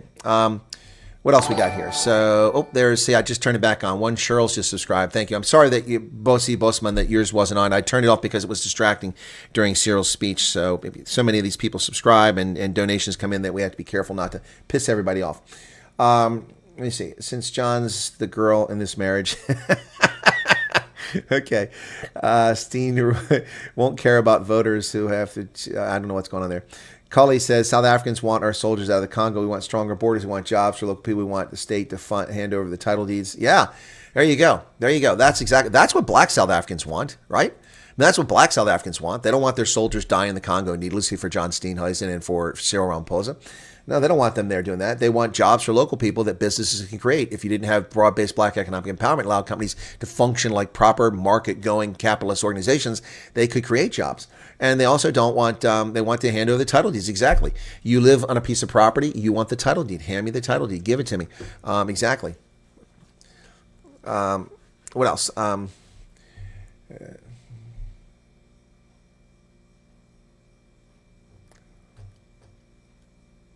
You guys are having a lot of fun with John's name. Something useful to do during power outages whenever there's a break or a drop. Oh, you watch my videos when there's a power outage. Gotcha. Well, I appreciate that very much so, folks. Yeah, let's see how we do today. It's 2:30 in the afternoon, so I don't know how many more subscribers we're going to get, but it looks like we've done slightly better than yesterday, which was the lowest day we've had in about a week. So I pay very close attention to subscriber count now because we're growing and it's nice to see, but I worry that. So like yesterday, we dropped to 84,000 views. That's the lowest we've had since Friday. We've had everything 125,000, 85,000, 89,000, 128,000, 97,000, then 138,000, and then 84. So we dropped 50,000 views yesterday. So we're trying to keep it going, but it isn't always easy. And as far as subscribers, yesterday was 29,374 to 30,149. That means it's about 800. Today we've got, well, actually about 450. I thought it was more than that. I thought we had more. Okay, well, I guess they're attributing more subscribers than it was at midnight. Yeah, at midnight, after midnight, it was 30,000. We went over 30,000 at about 12:40 my time. So I don't know how they're counting a higher number there. They're saying we're already at 149 at midnight. They must have given me subscribers after the fact. But anyway, yeah, we're trying to see if we can't get back on track here by adding subscribers. All right, let me see what the poll says, and we'll wrap it up here on the poll. 72% say it was complete BS. Now, see, I haven't put any ads in here. I could have done that. Come on. Okay, so 128 votes. Thank you all for voting in the poll. Sendef is in the DRC to protect his mines. That's what everybody keeps saying. It was obvious he was a sellout when Steenhuisen changed his name from Johan to John. Elizabeth says, wow. Wow what? What's wow for? What's the wow for? Oh my goodness. But it's definitely been an interesting ride for the past few weeks, folks. And it's very exhausting. I'm kind of tired. I got to be honest with you. But I got lots to do. We got consulting coming up in March and April, a trip coming up in April, May, possibly one in March as well. Just depends on how things go. Lots going on here, and really appreciate all the people who found the channel. Please tell other people about it. Share it on your social media. If any of you happen to be people that have large audiences on social media, please share the links to the videos. Sam said, just finished listening to a young man whose podcast has the name The Sama Sambit, two of particular interest regarding EWC and Trump foreign aid. Yeah, I saw that, and he's going to take off because he's black, even though he sits in his chair on his couch and reads from his phone. He'll take off just because he's saying common sense stuff. But I say common sense stuff, but I guess I'm not going to get it. So anyway, so Andre's out of here. He's taking off. All right. Well, I think we should all wrap up. It's been 3 hours, and that's a really long time to do this for this nonsense we had to listen to. Just shared you page on my Facebook. Well, thank you, George. I appreciate that. Yeah, go back and do a search on my channel for something interesting. If you're looking for Aranya, you'll find videos on Aranya. If you want to find the video on Yus Stridham, that's when I interview him. You can find that on there. So anyway, I was reporting on Aranya before any of these people, like the black wheelchair-bound journalist and these English guys all went down there, and they get 500,000 views. I find it very frustrating. I'll bet you when I go to Aranya finally and make a video, even if I have a professional videographer make it with sound and audio and segues and everything, I'll bet you I'll get maybe 50,000 views, maybe. Now, in December, I'd be lucky to get 2,000 views. I mean, look at my Goed Constantia video. Let's take a look at that very quickly. So let me look at my Goed Constantia and see how that's doing. That video is from 2 years ago, and that's a very good documentary, if I do say so myself. Let me take a look at that and see what's going on the stats. It languished for a long time. We've been asking people to go watch it, and let's see if anybody's watched it. So we've gained a few subscribers from it. So now 32 subscribers. That's it. Nobody watches it. Nobody wants to watch it. Everybody says, bring us good news. All we ever hear is bad news. I bring you good news, you don't watch it. Anyway, so all right, that's it, guys. Thanks a lot. Be sure to hit the like button. Thanks for the super chats, the new members, and all the likes, over 500 likes. We got almost 5,700 views on this. Thank you so much for that. Bye-bye donkey to all South Africans, black, white, and brown. Understand that expropriation without compensation is not about white people. It's not about land. It's about oppressing all South Africans, black, white, and brown, for the benefit of caters. And the sooner people realize that, the better off you'll be to stop it from happening. All right? Cheers, everybody. Have a good one.